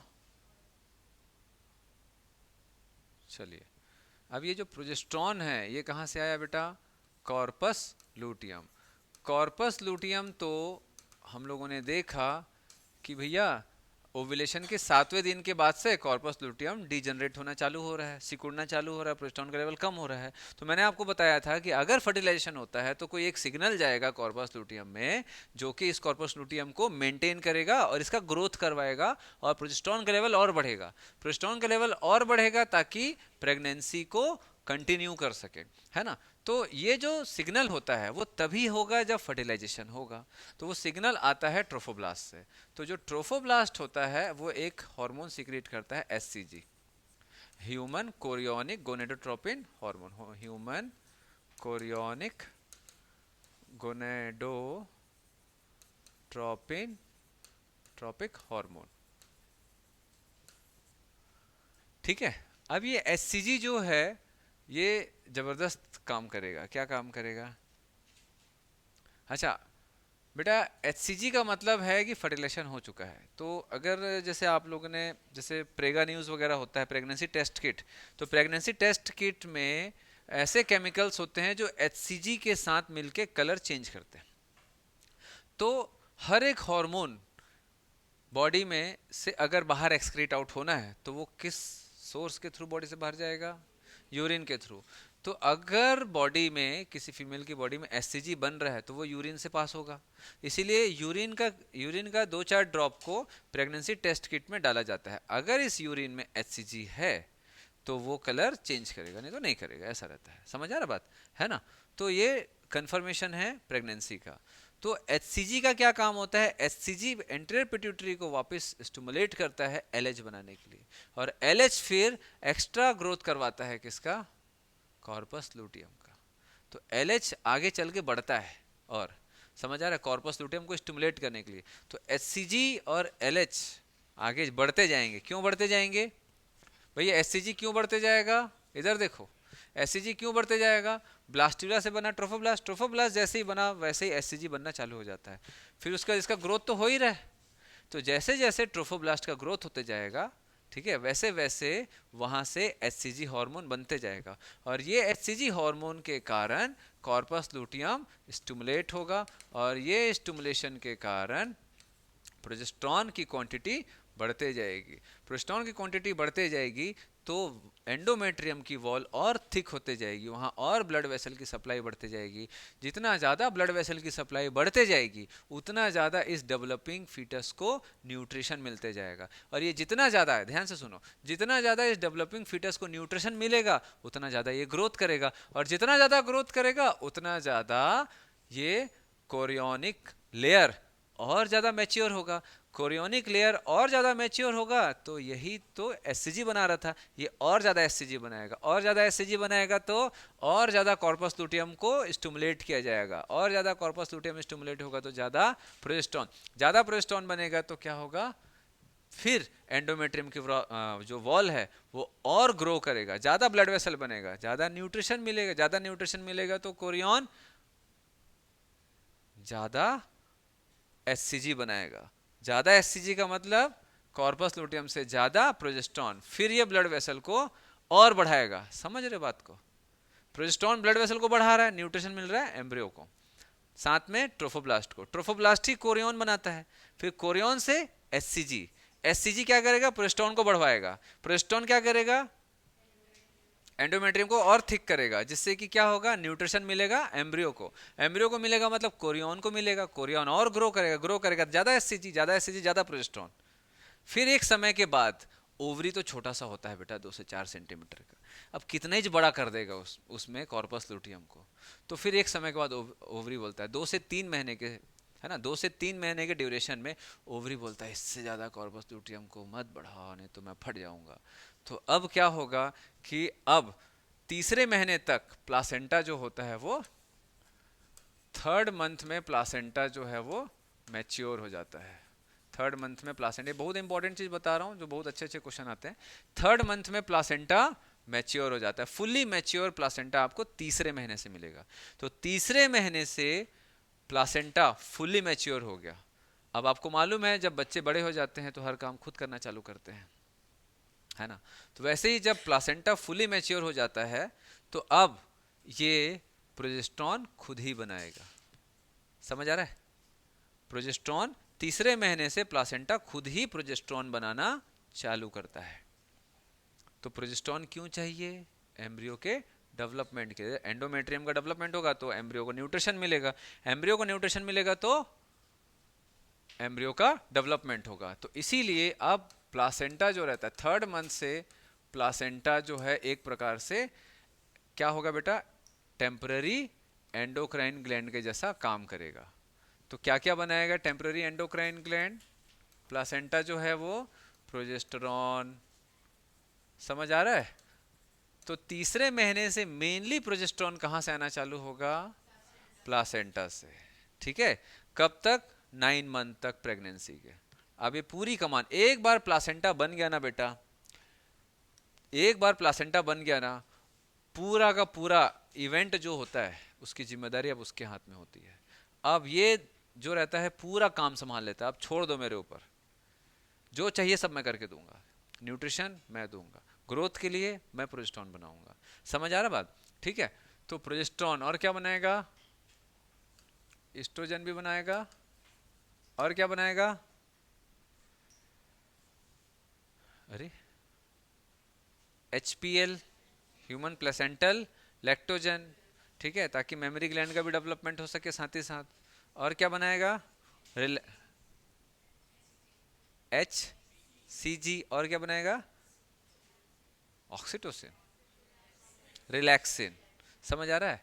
तो HCG, रिलैक्सिन और HPL, that is human placental lactogen, ये कुछ हॉर्मोन्स ये बनाता है, इसको जितनी जरूरत है उतना, है ना। ये सिर्फ और सिर्फ तभी काम करेगा जब एम्ब्रियोनिक डेवलपमेंट होगा, है ना। और जब अगर एम्ब्रियो का डेवलपमेंट नहीं हो रहा है बॉडी में तो ये हार्मोन भी नहीं बनाएगा, इसलिए ये कुछ समय के लिए हार्मोन बनाता है, इसीलिए अपन इसको क्या बोलते हैं, टेम्पररी एंडोक्राइन ग्लैंड।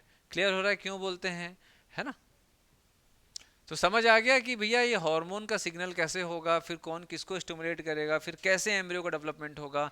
फिर तीसरे महीने से प्लासेंटा खुद प्रोजेस्टेरोन बनाता है, और प्रोजेस्टेरोन का काम होता है एंडोमेट्रियम में ब्लड वेसल की सप्लाई बढ़ाना, जिससे कि न्यूट्रिशन हो, जिससे एम्ब्रियो का डेवलपमेंट बढ़ सके। ये 9वें महीने तक के पूरा काम खुद संभाल के रखता है, ठीक है। और प्लासेंटा एक बहुत बड़ा बैरियर भी है किसी भी चीज को अंदर बाहर करने के लिए। ऐसे ही कोई भी चीज बच्चे के पास डिफ्यूज नहीं होगा, ठीक है, बहुत सोच समझ की चीजों को डिफ्यूज किया जाता है। चलो हटा दे। हाँ बोलो। हाँ बिल्कुल हो सकता है बेटा, बिल्कुल। अगर प्रोजेस्टेरॉन ना बढ़े उसी को तो मिसकैरेज बोलते हैं फिर, ठीक है। तो कभी कभी हार्मोन लेवल नहीं बढ़ा, नहीं बढ़ेगा तो ग्रोथ नहीं होगा, ग्रोथ नहीं होगा तो अंदर ही अंदर डेवलपिंग जो एम्ब्रियो उसकी डेथ हो जाएगी। आप उसको खाना पीना नहीं देंगे तो मरेगा ही ना। कभी भी हो सकता है ये, कभी भी हो सकता है। हार्मोन से बेटा, हार्मोन का लेवल जहां कम ज्यादा हुआ वहां तबाही चालू हो जाता है, समझ आ रहा है। तो तीसरे महीने में जब प्लासेंटा फुली फॉर्म होता है, इसका मतलब क्या मालूम है, यूट्रस के विलाई के साथ फीटस का विलाई एकदम स्ट्रॉन्ग बॉन्ड हो गया। अब इसको अलग करना मुश्किल होता है, इसीलिए जो एमटीपी होता है, medically termination of pregnancy that is abortion, वो तीसरे महीने तक सेफ माना जाता है। पॉसिबल तो चौथे महीने में भी होता है, वो तो कभी भी कर सकते हैं, बट सेफ माना जाता है। उसके बाद तीसरे महीने के बाद से उसको अनसेफ माना जाता है, मतलब 12 वीक्स तक के वो सेफ होता है। क्यों? क्योंकि चौथे महीने से तो एकदम टाइटली लिंक्ड हो गया, फिर आप उसको जबरदस्ती अलग करोगे तो इतना ब्लीडिंग हो सकता है कि कई बार फीमेल की डेथ हो जाती है, तो इसलिए वो अनसेफ होता है। समझ आ रहा है बात कि नहीं, क्लियर है। मैंने बताया ना, एक बार प्लासेंटा बनाना उसके बाद तो कोई इसको छू नहीं पाएगा बेटा, जो करूंगा मैं करूंगा। समझ आ रहा है, हार्मोन मैं बनाऊंगा, बच्चे को प्रोटेक्शन अपन देंगे, समझ आया, इसका ग्रोथ अपन करेगा, ऐसा टाइप का रहता है। समझ आ रहा है, ठीक है। चलो, तीसरे महीने तक प्लासेंटा बहुत ही ज्यादा स्ट्रॉन्ग बिल्ड नहीं हुआ रहता है, इसीलिए कई लोगों का मिसकैरेज होता है। हार्मोन सब सही होता है। अब जैसे बेटा, अब दूसरे महीने 2.5 महीने का प्रेगनेंसी, दूसरे महीने का 2.5 महीने, 2 2.5 महीने का प्रेगनेंसी है, और कूद रहे हैं, समझ आ रहा बात। तो उसमें क्या होता है, कई बार जर्क के कारण भी ब्रेक हो जाता है। ये दोनों विलाई, कहाँ गया, हाँ, ये दोनों विलाई के बीच में बॉन्ड ब्रेक हो जाता है, तो इसलिए भी ये प्रॉब्लम आती है। कई लोग आजकल की जो जो नॉर्मल जो पढ़े लिखे लोग रहते हैं, वो लोग को जैसे सास लोग अगर समझाते हैं, सास लोग, मदर लोग, ऐसा मत कर बेटा, बाहर घूमने मत जाओ जबरदस्ती, इधर मत करो, वो मत करो, समझ आ रहा बात, ठीक है, कूदना फांदना, कुछ आता जाता नहीं है, पुराने जमाने के लोग हैं, फिर बाद में फिर होते हैं, बहुत सारे रीजन है, बड़ों का बात मानना चाहिए। चलो हो गया इतना, हो गया, इसको खत्म करना है आज मेरे को। देन बाकी रीड कर लेना, जो जो इंपॉर्टेंट है मैंने बता दिया है। देन अब उसके बाद क्या होगा भैया, हो गया ना, 9 महीना हो गया। अब भाई, अब हो गया ना, और कितना ग्रो होगा। अब क्या है, अब बाहर निकालो भाई इसको, है ना, इट इज पार्चुरेशन।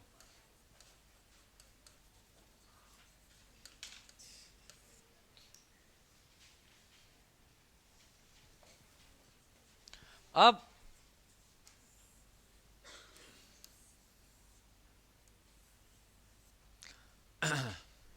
अब यहाँ पर जो है ये बन के रेडी है।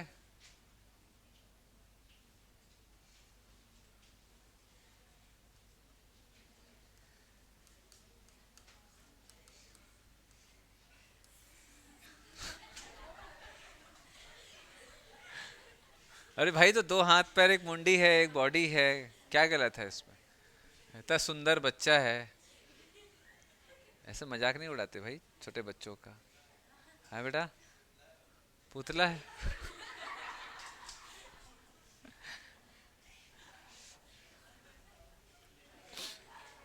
कई जो प्राइवेट कॉलेज होते हैं या जैसे विदेशों में कॉलेजेस होते हैं ना, जैसे कई लोग जाते हैं, फिलीपींस जा रहे हैं, रसिया जा रहे हैं, चाइना जा रहे हैं, अलग अलग कॉलेज, यूक्रेन यूक्रेन जाते हैं कई लोग, ठीक है। आप में से कोई गया था क्या? नहीं। हाँ, तो जैसे जाते हैं ना, तो वहाँ पर क्या पेशेंट वेशेंट उतर रहते नहीं है, तो अब कैसे समझें कि भाई बच्चे की डिलीवरी कैसी होगी, कौन सा प्रोसेस अपनाना है ना, क्या क्या प्रॉब्लम्स आती हैं, क्या फेस करना है, क्या प्रोसीजर है सारा नॉर्मल डिलीवरी का। तो उनको ना ऐसे पुतले के द्वारा जो रहता है, डमी जो रहता है ना, डमी मदर डमी चाइल्ड के थ्रू ऐसा डिलीवरी को उसको समझाया जाता है, ठीक है। और हमारे इंडिया में तो ऐसा बेटा है। हाँ नहीं, वो तो कुछ ही जगह ऐसा समझाया जाता है, हर जगह उतना डमी में इस्तेमाल नहीं करता। अभी थोड़ा सा कुछ क्योंकि ये सब स्टैंडर्ड है, स्टैंडर्ड पॉइंट ऑफ व्यू से ऐसा दिखाया जाता है विदेशों में। और पेशेंट नहीं होते तो भी दिखाना पड़ता है मजबूरी में। अब भाई उनको अगर पहले सिखाना है तो कैसे सिखाएंगे, डमी से ही सिखाएंगे। हाँ हमारे इंडिया में मैं कहा हम चले जाओ, क्या है अरे अरे 4 जन का डिलीवरी है, चलो सब लोग चलो 100 लोग, ठीक है, वहीं देखो वहीं सीखो वहीं प्रोसीजर समझो, समझ आ रहा बात। तो नेचुरल में जो है वो एक अलग चीज़ होता है। डमी से तो आप ठीक है बच्चा को खींच लिए, कई बार मुंडी जोर से पकड़ के खींच दिए, पुतले का वो गला ही निकल गया, ठीक है, फिर उसके बाद कोई बात नहीं, बाद में लगा लेंगे, बाकी को निकालो, फिर जाके जोर दे रहे हैं डिलीवर, ठीक है। अरे भाई वहां थोड़ी ना नेचुरल बच्चे के गले पकड़ के खींच दोगे, तो डिफॉर्मिटी आ जाएगी वो तो, समझ आ रहा है। तो नेचुरल में सारी चीज़ें हैंडलिंग सिखाई जाती है। हमारे देश में तो इतनी पब्लिक है, इतना पॉपुलेशन है, मेका हराम जाओगे तो एक बेड में 3-3 पेशेंट को बैठा के रखते हैं, लिटा के रखते हैं, नहीं मालूम है क्या। यहाँ जाओगे एक बेड में 2 लोग 3 लोगों का नाम रहता है, ठीक है। तो प्रेफरेंस किसको देते हैं, जैसे किसी का बच्चा हो गया, ठीक है, तो उसको बढ़िया बेड के ऊपर बच्चे के साथ में, और जिसका नहीं हुआ है उसको नीचे गद्दा बिछा के, वो उसी बेड में रजिस्टर्ड है, बेड नंबर 2 2 पेशेंट, कभी कभी 3 पेशेंट को भी उसमें रखा जाता है। अब नहीं है सुविधाएं, और मरीज सब जा रहे हैं वहीं पर डिलीवरी करने, तो क्या करेंगे, भगा तो ना देंगे, यहाँ नहीं होता निकलो, ठीक है। तो ऐसा नहीं कर सकते ना, तो गवर्नमेंट है, एम्स का वैसा नहीं है, एम्स में साफ नमस्ते आप जा सकते हैं। अगर आपका पूरा 9 मंथ या 6 मंथ का अगर आपका हिस्ट्री नहीं है, मतलब आपने वहाँ पर इलाज नहीं कराया, दिखाया नहीं है, तो लोग जल्दी से नहीं लेते जब तक बहुत इमरजेंसी ना हो, नहीं लेते हैं वहाँ पर, ठीक है। लेकिन यहाँ नहीं कर सकते, वो सेंट्रल से ऑपरेट होता है। सेंटर में क्या है, लोकल पॉलिटिक्स नहीं चलता, भाई जो भैया लोग हैं वहाँ जाके तमाशा नहीं कर सकते, वहाँ तो गनमैन लोग रहते हैं। और यहाँ पर तो जो बेचारा चौकीदार रहता है, ये भैया मत करो ना, भैया लोग आगे फोन, अबे क्या है, डॉक्टर कहाँ है, कैसे डिलीवरी नहीं करेगा जाता है। वहाँ आगे तोड़ फोड़, समझ आया, सरकारी अस्पताल में सेंट जो स्टेट वाला जो सरकारी अस्पताल रहता है। इसीलिए आप देखना स्टेट का जो गवर्नमेंट कॉलेज है और सेंट्रल का जो गवर्नमेंट कॉलेज है, लाइक PGI और ये अपना एम्स वगैरह देखोगे, है ना, FMC वगैरह देखोगे, वो बहुत स्टैंडर्ड रहता है, ठीक है। जैसे एम्स में हमारी बच्ची गई तो वो बता रही सर क्या बढ़िया है सर, बहुत अच्छा है ना। जैसे मैं भी सेमिनार वगैरह कभी कभी अटेंड करने के होते रहता है, मेडिकल सेमिनार्स होते हैं, तो अपन भी जैसे कभी जाते हैं तो देखते हैं बहुत बढ़िया सिस्टम रहता है हर चीज़ का, है ना। अब यहाँ भी अच्छा है, थोड़ा सा सिस्टम अलग रहता है, क्योंकि सेंटर से है, किसी को मना नहीं कर सकते, किसी को भगा नहीं सकते, समझ आ रहा बात। तो अब नहीं है बेड, ठीक है भैया लेट जब वही में दरी बिछा के, लड़का हो एक बात, तुझे घर जाना ही है, ऐसे टाइप के, समझ आ रहा है। चलिए तो अब ये जो सारा का सारा सिस्टम है, अब क्या होगा, फुली मैच्योर हो गया, फुली मैच्योर हो गया तो भैया अब उसको आज़ादी चाहिए, जगह कम पड़ रहा है, जगह कम पड़ेगा ना ऐसा तो हाथ पैर मारते रहते हैं लोग, ठीक है। तो अब क्या होता है, जब एक्सर्शन फील होता है यूट्रस में, जब एक्सर्शन फील होता है, मतलब स्पेस कम मिलता है जब चाइल्ड को, तो उसके स्ट्रेचिंग के कारण क्या होता है, यूट्रस से एक न्यूरल सिग्नल जनरेट होता है, ठीक है। तो यूट्रस से एक न्यूरल सिग्नल जनरेट होगा, ये न्यूरल सिग्नल जाएगा बेटा ब्रेन में, ब्रेन से जाएगा ये हाइपोथैलेमस में, हाइपोथैलेमस से क्या बनेगा, ऑक्सीटोसिन, ऑक्सीटोसिन रिलीज कहाँ से होगा, रिलीजेस फ्रॉम पोस्टीरियर पिट्यूटरी, तो पोस्टीरियर पिट्यूटरी से ऑक्सीटोसिन आएगा, और ये जो यूट्रस है, यूट्रस को स्टिमुलेट करेगा, यूट्रस को जब स्टिमुलेट करेगा तो यूट्रस में जो मायोमेट्रियम है, मैंने बताया था आप लोगों को, मायोमेट्रियम में इनवॉलेंट्री मसल्स पाए जाते हैं, ठीक है। ये इनवॉलेंट्री मसल्स का क्या होगा बेटा, contraction, that is known as uterine contraction, uterine contraction होगा तो इसको कंप्रेस किया जाएगा, कंप्रेस होगा तो क्या होगा, चाइल्ड बाहर की तरफ पुश होगा, उसको धक्का मार के बाहर निकाला जाएगा, समझ आ रहा बात, बाहर की तरफ पुश होगा, इसलिए ये न्यूरो एंडोक्राइन मैकेनिज्म होता है, न्यूरल सिग्नल जाएगा, देन हार्मोन निकलेगा और ऑक्सीटोसिन कॉन्ट्रैक्शन करेगा यूट्रस का, जिससे कि बेबी डिलीवर आउट होगा। समझ आ रहा बात आप लोगों को? ठीक है, तो ये एक रिफ्लेक्स होता है। एक आप लोगों का एनसीईआरटी में जो लाइन है उससे बहुत बार क्वेश्चन आता है, फीटल इजेक्शन रिफ्लेक्स। क्या नाम है? फीटस का इजेक्शन होने के लिए एक रिफ्लेक्स है ना? समझ आ रहा? तो ब्रेन ऐसे, भाई रिफ्लेक्स क्या होता है? एक प्रकार का इनवॉलेंट्री एक्शन होता है, अपने आप होता है ना, इनवॉलेंट्री एक्शन, मैंने बताया था रिफ्लेक्स एक्शन में। तो अब ऐसा थोड़ी ना कि मदर जो चाहेगी कि चलो अब बेबी डिलीवर कर लेते हैं तो कॉन्ट्रैक्शन चालू कर देगी खुद से, ऐसा नहीं हो सकता। ये सब ऑटोमेटिक होना है। सिग्नल जाएगा ब्रेन से हार्मोन निकलेगा, कॉन्ट्रैक्शन होगा, बेबी डिलीवर आउट होगा। That is foetal ejection reflex. इसका लाइन टू लाइन क्वेश्चन आता है ना, ध्यान रखेंगे आप, है ना, लाइन टू लाइन क्वेश्चन आता है। क्लियर है बात इतना? तो कौन सा हार्मोन इसके लिए बहुत इंपॉर्टेंट हुआ? ऑक्सीटोसिन। ठीक, चलो अब यहाँ पर जो 9 मंथ का पीरियड है उसमें कुछ इवेंट होते हैं। 9 मंथ में कुछ इवेंट होते हैं, ठीक है। तो जो शुरू का जो 3 मंथ होता है वो तो एक्चुअल में जो एम्ब्रियोजेनेसिस हो रहा है शुरू का 3 मंथ, तो 3 महीने तक बॉडी के सारे ऑर्गेन्स बन चुके होते हैं, तो उसको बोलते हैं ऑर्गेनोजेनेसिस। क्या बोला मैंने? ऑर्गेनोजेनेसिस। तो ऑर्गेनोजेनेसिस जो रहता है वो 3 महीने तक चलता है। ऑर्गेनोजेनेसिस मतलब ऑर्गेन का फॉर्मेशन। ऑर्गेनोजेनेसिस जो रहता है वो first 3 months, first 3 months. 9 month जो रहता है वो 3 कैटेगरी में डिवाइडेड है। First 3 months, second 3 months, third 3 months.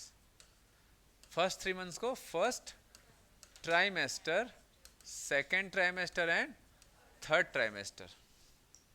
ठीक है, कितना वीक होता है? 3 वीक। कितना होगा? 12 या 36 वीक। ठीक है, 36 to 38 वीक्स लिया जाता है। टोटल प्रेगनेंसी पीरियड की बात कर रहा हूँ, 9 मंथ्स 36 वीक, सॉरी हाँ 36 वीक, है ना? समझ आ रहा बात? ऐसा, या 3 ट्राइमेस्टर ऐसा। तो फर्स्ट 3 मंथ्स में ऑर्गेनोजेनेसिस होगा, मतलब 3 महीने का जो बच्चा होता है उसमें सारा ऑर्गेन, ब्रेन वेरेन से लेकर सब डेवलप हो चुका है ना? एक छोटा सा जो है, मान लीजिए पेन जितना दिख रहा है उतना ऐसे हाथ में आ जाता है 3 महीने का बच्चा, पूरा हाथ पैर के साथ में। ठीक है, ज़्यादा बड़ा थोड़ी ना होता है। तीसरे महीने के बच्चा अगर है यूट्रस में तो पता थोड़ा चलता है कि वो प्रेग्नेंट है। कहाँ पता चलता है? नहीं पता चलता है। प्रेगनेंसी वगैरह है 3 महीने का, नहीं पता चलता है, उतना कुछ दिखता नहीं है। चौथे महीने से उसका ग्रोथ एंड डेवलपमेंट चालू होता है। ग्रोथ एंड डेवलपमेंट चालू होता है। समझ आ रहा बात? तो ग्रोथ एंड डेवलपमेंट चौथे महीने से चालू होगा। तो ग्रोथ होगा तो क्या होगा? बॉडी ग्रो करेगी, डेवलप होगी। समझ आ? फिर धीरे धीरे चौथे 5वें महीने से फिर प्रेगनेंसी दिखना चालू होता है। ठीक है, फिर लोग फोटो खिंचाते हैं आजकल नया ट्रेंड है ना। ठीक है, before photoshoot before child birth. ठीक है, 5th month, 6th month, 7th month. ठीक है, उनको नीचे लिखना चाहिए क्या क्या डेवलप हुआ। ठीक है, फर्स्ट मंथ में, तो फर्स्ट मंथ में सबसे पहले क्या भैया, कौन सा ऑर्गेन? हार्ट। तो फर्स्ट मंथ में हार्ट डेवलप होकर के काम करना चालू करता है। तीसरे वीक में न्यूरल ट्यूब बन चुका होता है, मतलब ब्रेन स्पाइनल कॉर्ड का जो स्ट्रक्चर है वो तीसरे हफ्ते बन चुका होता है। तो हार्ट से पहले इसीलिए नर्वस सिस्टम का डेवलपमेंट होता है। इसीलिए बोला जाता है दिल से कम दिमाग से पहले सोचना चाहिए, क्योंकि दिमाग पहले बना है। कब? तीसरे हफ्ते में। चौथे हफ्ते में क्या बनता है? दिल सर, दिल। ठीक है, चौथे हफ्ते में हार्ट का डेवलपमेंट होता है और फंक्शन चालू कर देता है। मतलब चौथे हफ्ते के आखिरी आखिरी तक ना हार्ट बीट चालू हो जाता है, भले ब्लड वेसल उतना एडवांस ना बना हुआ हो, चालू हो जाता है। ठीक है, बस वो पंप करता है, चालू हो जाता है। समझ आ रहा बात? तो फर्स्ट मंथ है ये, हार्ट लिख दिया हूँ। फर्स्ट मंथ में क्या होगा बेटा? हार्ट। देन उसके बाद 3rd मंथ तक के क्या होगा? ऑल ऑर्गेन्स आर डेवलप्ड, और ऑर्गेन्स डेवलप्ड हो जाएगा। देन फिर उसके बाद 5th मंथ से क्वेश्चन आता है, 5th मंथ में क्या होगा? हाँ, इससे भी कभी कभी क्वेश्चन आता है। फिफ्थ मंथ में क्या होगा, हेयर्स ऑन हेड, हेड में हेयर्स का, हाँ, डेवलपमेंट चालू होगा, हेयर्स ऑन हेड। अभी पलकों पे, मतलब आईलिड्स पे पलकें नहीं आई हैं अभी ना, समझ आ रहा है। तो फिफ्थ मंथ से क्या होगा बेटा, hairs on head. Fifth month से मूवमेंट हो जाता है बॉडी का, मतलब हाथ पैर मरना चालू, ऐसा चालू कर देते हैं, जैसे होता है ना, लात मारा ऐसा बोलते हैं ना, क्या देखियो ना, ठीक है, ऐसा होता है ना बेटा। फिफ्थ मंथ में मूवमेंट चालू हो जाता है, बॉडी का मूवमेंट, समझ रहे हो, से अंगड़ाई लेना, ऐसा ऐसा ऐसा, ठीक है, ये चालू हो जाता है। देखोगे ना, आप लोग सुने होगे ना, ऐसे फिल्मों में दिखाता है ना, तो बोलते हैं आपको पता है, आपको पता है क्या, आज लात मारा, ऐसा क्या, मैं भी सुनता हूं। बेटा पापा भाग यहाँ से डिस्टर्ब कर रहा है, ले लात खा, ठीक है। ऐसा होता है ना, कई बार अपन करते हैं। अरे बाबा, लात मारा है ना, अब वो पिताजी जा रहा है लात खाने, ले बेटे। सिक्स्थ मंथ से क्या होगा बेटा, कि आई लैशेस का बनना चालू हो जाता है, ठीक है, आई लैशेस बनेंगे, फिर आई लिड सेपरेट होगा। 7 मंथ तक के फिर जो रहता है सारा चीज़ हो जाता है, वो सब एग्जैक्ट जो लिखा हुआ है बुक में पूरा आपको रीड करना है, ठीक है, उसमें लिखवा नहीं रहा हूँ क्योंकि ज़्यादा उसमें कुछ समझाने लायक नहीं है, जो फैक्ट्स हैं उसको आपको याद रखना है, ठीक है। देन 7 मंथ तक के जो रहता है कंप्लीट एक्चुअल में मेच्योर हो चुका होता है बॉडी का, तो 8th मंथ में भी डिलीवरी हो सकती है, पॉसिबल है, 7th मंथ के एंड में भी, 7 मंथ के आखिरी में भी डिलीवरी पॉसिबल है, 8th मंथ में पॉसिबल है, और 9 मंथ के बाद भी पॉसिबल होता है, कभी कभी 10वें महीने में भी बच्चा पैदा होता है, अच्छे से मैच्योर होकर के निकलूंगा बोलता है, ठीक है ना, I am not a baby, ऐसे 10वें महीने में निकला, I am not a baby, ठीक है, 9वें महीने में होते हैं बच्चे, समझ, अपन मैच्योर बेबी ऐसे करें। देखो कभी आप लोग, कई लोग 7वें 8वें महीने में होते हैं, कोई है क्या आप लोग इमेच्योर? अरे मतलब इमेच्योर कोई पैदा हुए, इमेच्योर, हाँ बेटा, प्री मैच्योर, मैं तो इसलिए जानबूझ के पूछ रहा था ना, इमेच्योर कोई पैदा हुआ था क्या, ठीक है, वो प्री मैच्योर। समझ आ रहा है, तो इमेच्योर है क्या, कोई नहीं है, सब मैच्योर हैं, सब समझदार बच्चे लोग हैं। तो कोई है प्री मैच्योर ऐसा बेबी पैदा हुए, मनीष, मोहम्मद, तो ऐसे कर, मैं तो मैच्योर हुआ था सर, मैं मैच्योर हुआ था, जैसे माँ बाप लोग थोड़ा बताते फिरते हैं, देख बेटा तू ना 7वें महीने 15 दिन में हुआ था, तेरा वजन ना 1800 ग्राम था, ऐसा थोड़ी ना बताते रहेंगे यार, एक एक चीज थोड़ी ना, एक एक चीज बताते रहेंगे, है ना। मेरा बेटा पैदा हुआ था एकदम पतला दुबला, 2 किलो का बस था, 2 किलो क्या, 2100 ग्राम के आसपास कुछ था। सबसे अच्छा जो हेल्दी बेबी होता है वो 2.5 किलो से 3 किलो के बीच का जो रहता है, वो थोड़ा एक स्टैंडर्ड रहता है। मेरा बेटा 2100 ग्राम, 300-400 ग्राम, थोड़ा कम ही था उसका वजन, शुरू से ही पतला दुबला है ना। तो चलो, तो क्लियर है ये। देन लैक्टेशन देखते हैं, हमारे पास 5 मिनट है, ये 5 मिनट इस चैप्टर को कंप्लीट करने के लिए काफ़ी है। थक गए हो क्या आप लोगों को, ब्रेक ब्रेक चाहिए क्या?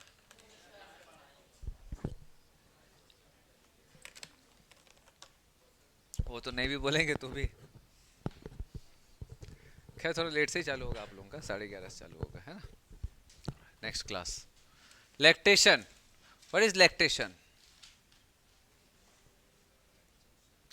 मिल्क प्रोडक्शन के प्रोसेस को अपन क्या बोलते हैं, लैक्टेशन बोलते हैं, ठीक है। Production of milk from mammary gland just after baby production. Milk production is just after baby production, ऐसा। चलो, तो ये जो मिल्क प्रोडक्शन है यूरोप में, जैसे ब्रिटेन वगैरह है ना, वहाँ पर बच्चे पैदा किए जाते हैं ताकि, जैसे काम हम करते नहीं है ना, तो लोग बच्चे पैदा करते हैं, इंसान लोग भाई, और कौन। तो वो क्यों करते हैं, गवर्नमेंट जो है ना 18 साल तक उनका खाने पीने का खर्चा पैसा डालती है अकाउंट में। तो क्या 2-3 बच्चे करते हैं इसलिए वो लोग, कम से कम। समझ आ रहा बात? 18 साल तक के, 17-18 साल तक के ना, उनको ना उनके अकाउंट में अच्छा कुछ 1000 रुपये डालते हैं। मतलब अगर 2 बच्चे हुए, 3 बच्चे हुए, तो 1 आध लाख रुपए आ जाता है इंडियन रुपीस के हिसाब से। समझ रहे हो बात को? है ना? तो उससे क्या, उनका जीवन यापन 17-18 साल तक चल ही गया। उसके बाद बीच में कुछ करना होगा तो अपना कुछ काम धंधा कर लिए पेरेंट्स, तो बाकी ऐसे चलाते हैं कई लोग ऐसा। समझा? उनको क्या है ना, स्कूल फ्री देते हैं, ठीक है, हेल्थ फ्री, मतलब हेल्थ का जो भी फैसिलिटी वो फ्री रहता है, खाने पीने रहने के लिए उनको पैसा दिया जाता है ना? तो अब कई लोग सोच रहे होंगे हम लोग भी इंग्लैंड में पैदा होते बढ़िया, नहीं ब्रिटेन में पैदा होते। तो देखो अब इधर ध्यान देंगे बेटा, जैसे जैसे प्रेगनेंसी आगे बढ़ती है, थोड़ा सा मैं बैठ जा रहा हूँ, जैसे जैसे प्रेगनेंसी आगे बढ़ती है, हम लोग देखें बेटा प्लासेंटा से एचपीएल वगैरह बनना चालू होता है ना? और मेमोरी ग्लैंड के डेवलपमेंट के लिए कौन सा हार्मोन रिस्पॉन्सिबल है? प्रोलैक्टिन। प्रोलैक्टिन कहाँ से बनता है? मेमोरी ग्लैंड के डेवलपमेंट के लिए कहाँ से आता है हार्मोन? शर्म करो, शर्म करो, मेमोरी ग्लैंड का डेवलपमेंट एस्ट्रोजन के कारण होता है। मेमोरी ग्लैंड का डेवलपमेंट बोला मैंने, मेमोरी ग्लैंड में मिल्क प्रोडक्शन नहीं बोला। मिल्क प्रोडक्शन प्रोलैक्टिन हार्मोन के कारण होता है। देखो कितने छोटे छोटी बातें हैं, है ना? छोटी छोटी बातें आप लोग ऐसे भूलोगे तो कैसे चलेगा? तो मेमोरी ग्लैंड में मिल्क प्रोडक्शन प्रोलैक्टिन हार्मोन के कारण होता है। मेमोरी ग्लैंड से मिल्क बाहर निकलना ऑक्सीटोसिन के कारण होता है, ठीक है? मेमोरी ग्लैंड का डेवलपमेंट एस्ट्रोजन के कारण होता है। मेमोरी ग्लैंड में मिल्क प्रोड्यूस प्रोलैक्टिन के कारण होता है। मेमोरी ग्लैंड से मिल्क इजेक्ट आउट ऑक्सीटोसिन। तो समझ आ रहा है? 3 hormone, oestrogen, prolactin, oxytocin. Clear है बात? बट मेमोरी ग्लैंड का जो डेवलपमेंट, जो ग्रोथ हो चुका है एस्ट्रोजन हार्मोन के कारण, प्रेगनेंसी के समय जो एक्स्ट्रा डेवलपमेंट होता है वो प्रोलैक्टिन करवाता है ड्यूरिंग प्रेगनेंसी। तो ड्यूरिंग प्रेगनेंसी प्रोलैक्टिन हार्मोन जो रहता है वो, ड्यूरिंग प्रेगनेंसी प्रोलैक्टिन क्या करता है बेटा? मेमोरी ग्लैंड को एक्स्ट्रा डेवलप कराता है ताकि बेबी को फीडिंग के लिए मिल्क प्रोड्यूस करा सके, ठीक है? चाइल्ड बर्थ के बाद यही प्रोलैक्टिन हार्मोन मेमोरी ग्लैंड के डेवलपमेंट एंड मिल्क प्रोडक्शन में हेल्प करता है। समझ आया बात आप लोगों को? ठीक है, तो मिल्क प्रोडक्शन जो रहता है वो चाइल्ड बर्थ के बाद होगा, है ना? समझ आ रहा है? वो प्रोलैक्टिन हार्मोन के स्टिमुलेशन से ऐसा होता है। क्लियर है? चलो तो आते हैं बेटा इसमें। तो prolactin, PRL, that is prolactin, मैं जिससे पूछूंगा वही बताएंगे। प्रोलैक्टिन हार्मोन ये कहाँ से रिलीज होता है बेटा? यस,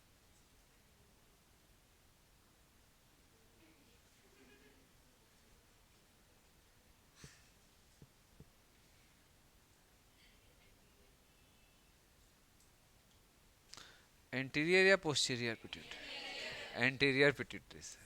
मैं तो सही बोली थी सर। ये क्या एंटीरियर पोस्टीरियर हो गया था? Anterior pituitary.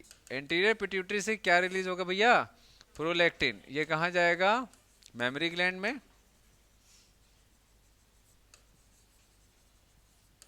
ठीक है? मेमोरी ग्लैंड से फिर मिल्क सिंथेसिस होगा, मिल्क सिंथेसिस होगा। समझ आ रहा है बात? ठीक, तो ये मेनली कब होगा बेटा? चाइल्ड बर्थ के बाद होता है ना? तो अब ये जो मिल्क सिंथेसिस होगा after child birth, just after, इधर ध्यान दो, जस्ट आफ्टर चाइल्ड बर्थ जो मिल्क होता है, that is the first milk जो प्रोड्यूस होता है, उसको अपन क्या बोलते हैं बेटा? कोलेस्ट्रम। कोलेस्ट्रम का इंपॉर्टेंस ये है कि इससे, इसमें एंटीबॉडीज होता है, ठीक है? Specially IgA, specially IgA. IgA is a secretory antibody, ध्यान रखना, जहां भी बॉडी में सिक्रेशन होता है वहां पर ये बनता है जनरली, ठीक है? आईजीए एंटीबॉडी होता है जो कि बच्चे को इनिशियल जो कुछ हफ्ते होते हैं जब तक उसकी इम्यून सिस्टम स्ट्रांग ना हो, तो इनिशियल डेज में, इनिशियल वीक्स में, इनिशियल मंथ्स में मिल्क के थ्रू ही जो एंटीबॉडीज आता है, शुरू में ज़्यादा फिर धीरे धीरे कम होता है, उसी से उसको इम्यूनिटी मिलती है ना? तो ये कोलेस्ट्रम जो रहता है for immunity, for immunity of neonate, ठीक है, या न्यू बॉर्न। न्यू बॉर्न समझते हो, जो एकदम तुरंत ताज़ा ताज़ा पैदा हुए बच्चे, एकदम न्यू बॉर्न, और नियोनेट, देखो एकदम फ्रेश बेबी जो पैदा हुए, कभी कभी नहीं देखे हो, एकदम गुलाबी गुलाबी लाल लाल रहते हैं।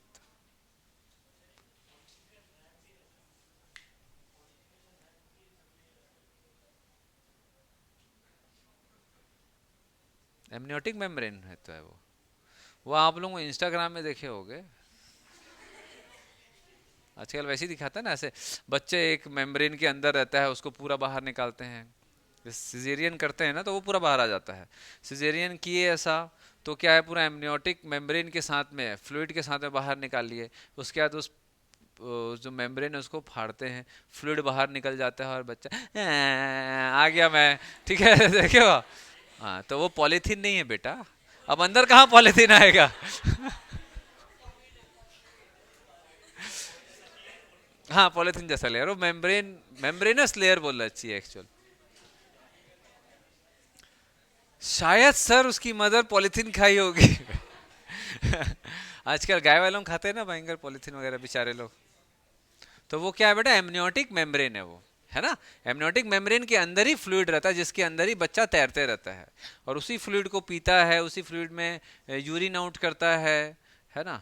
छी, यूरिन भी वहीं करता है और उसी पानी में पीता है, हाँ। तो बेटा वो यूरिन का जो भी जो वेस्ट प्रोडक्ट है वो सब एब्जॉर्ब हो जाता है, समझ आ रहा बात, ठीक है। आप लोग ऐसे कहते हैं छी छी छी, अरे हम सभी वैसे ही पैदा होते हैं भाई, ठीक है, उसमें कोई वो वाली बात नहीं है।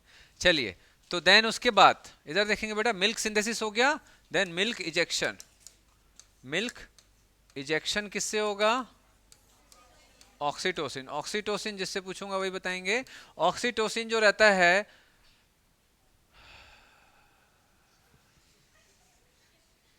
कहां से बनता है, कहां से बनता है, हाइपोथैलेमस से बनता है बेटा, ठीक है, भूलना नहीं है। हाइपोथैलेमस से बनता है, रिलीज कहां से होता है, सिंथेसाइज इन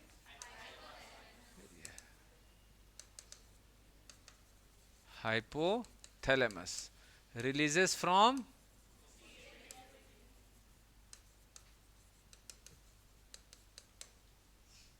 चलो।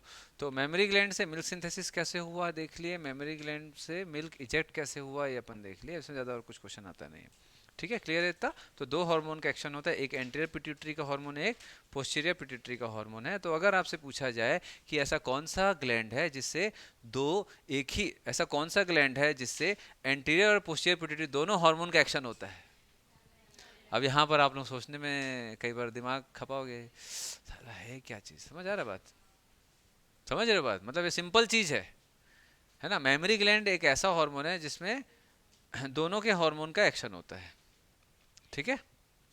चलो देखो, मैं बोला था ना 5 मिनट में हो जाएगा कंप्लीट, 11:05, देखो हो गया ना। मेमोरी ग्लैंड बचा है,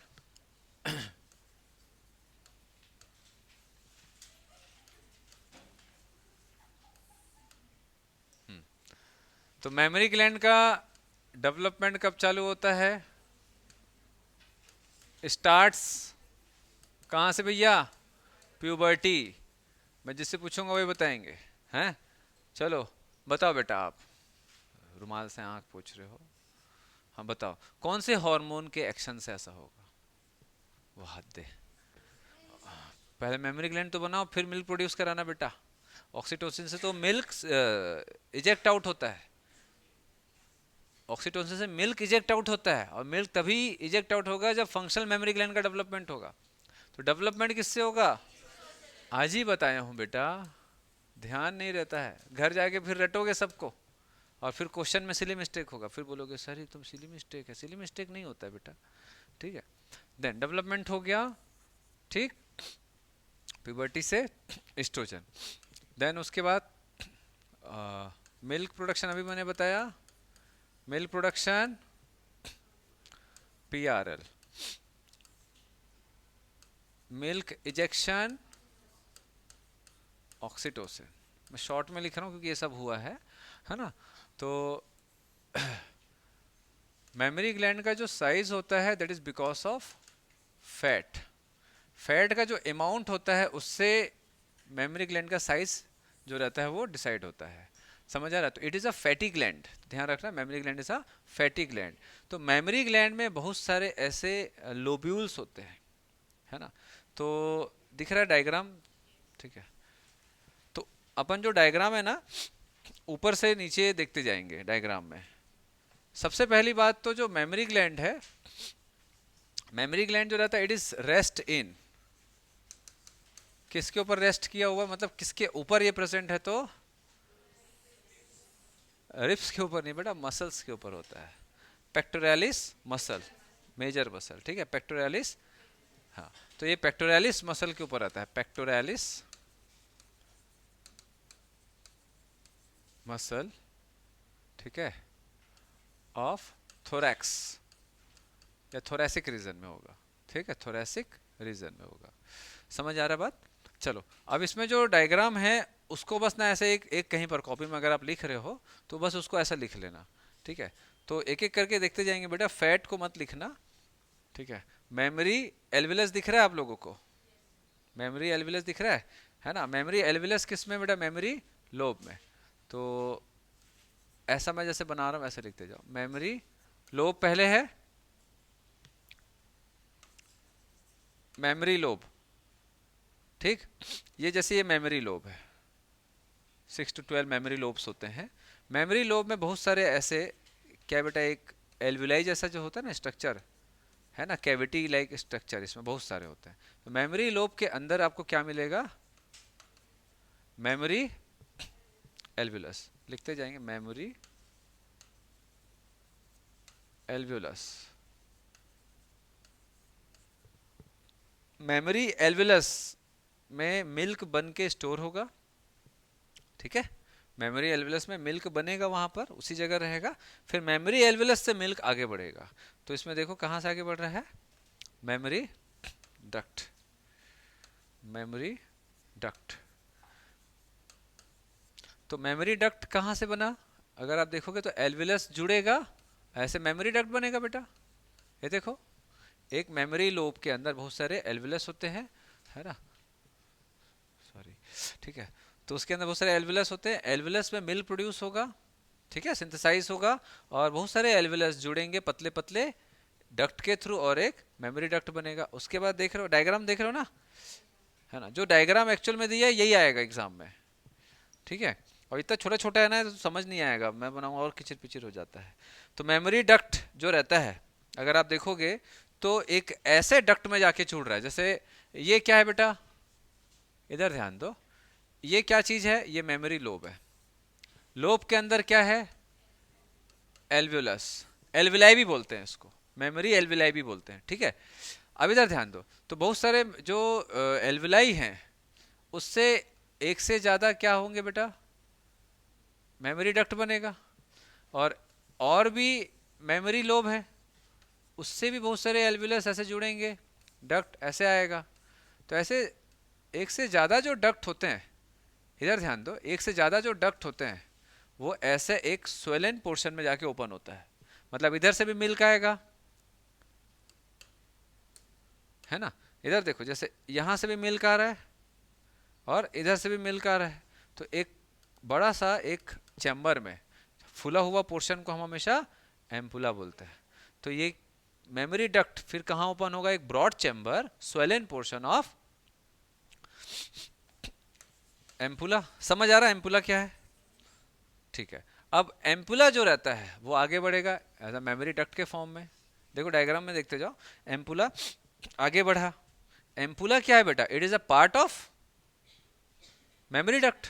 मेमोरी डक्ट का पार्ट है जो एक जगह फूला हुआ है। फूला हुआ इसलिए क्योंकि बहुत सारे डक्ट आके जुड़ रहे हैं।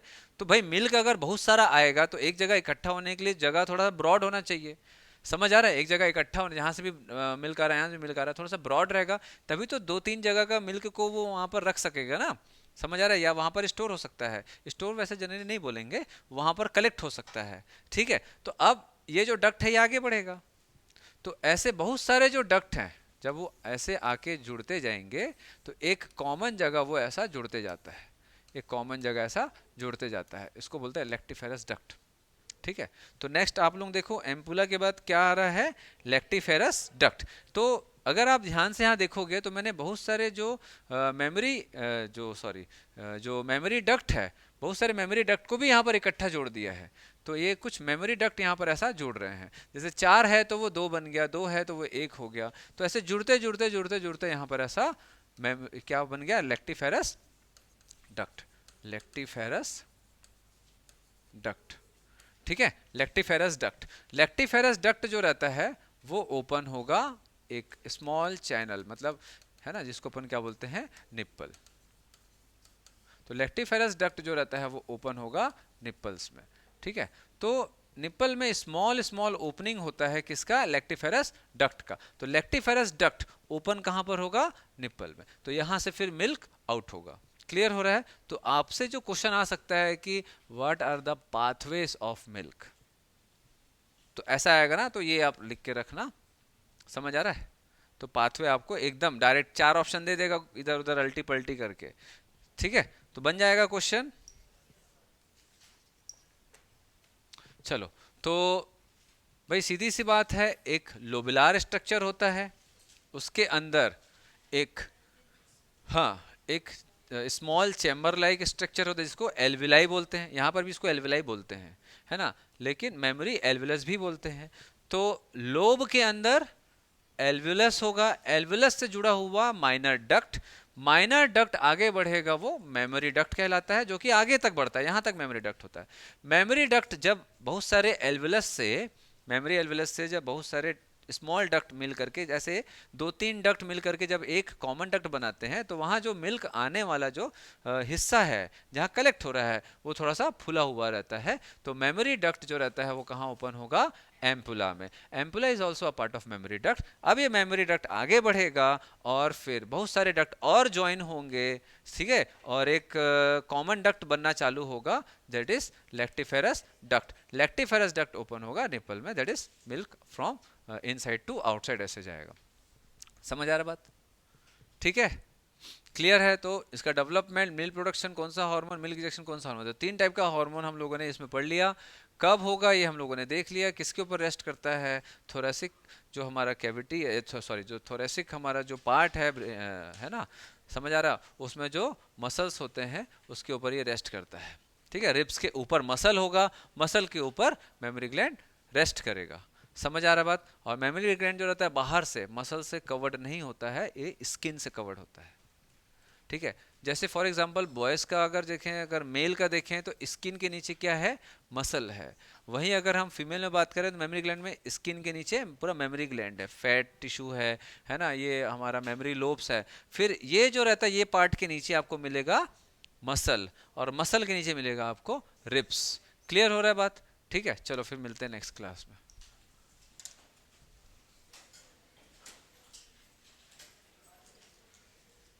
अरे यार ये तो बंद हो गया, पहले बताना था ना।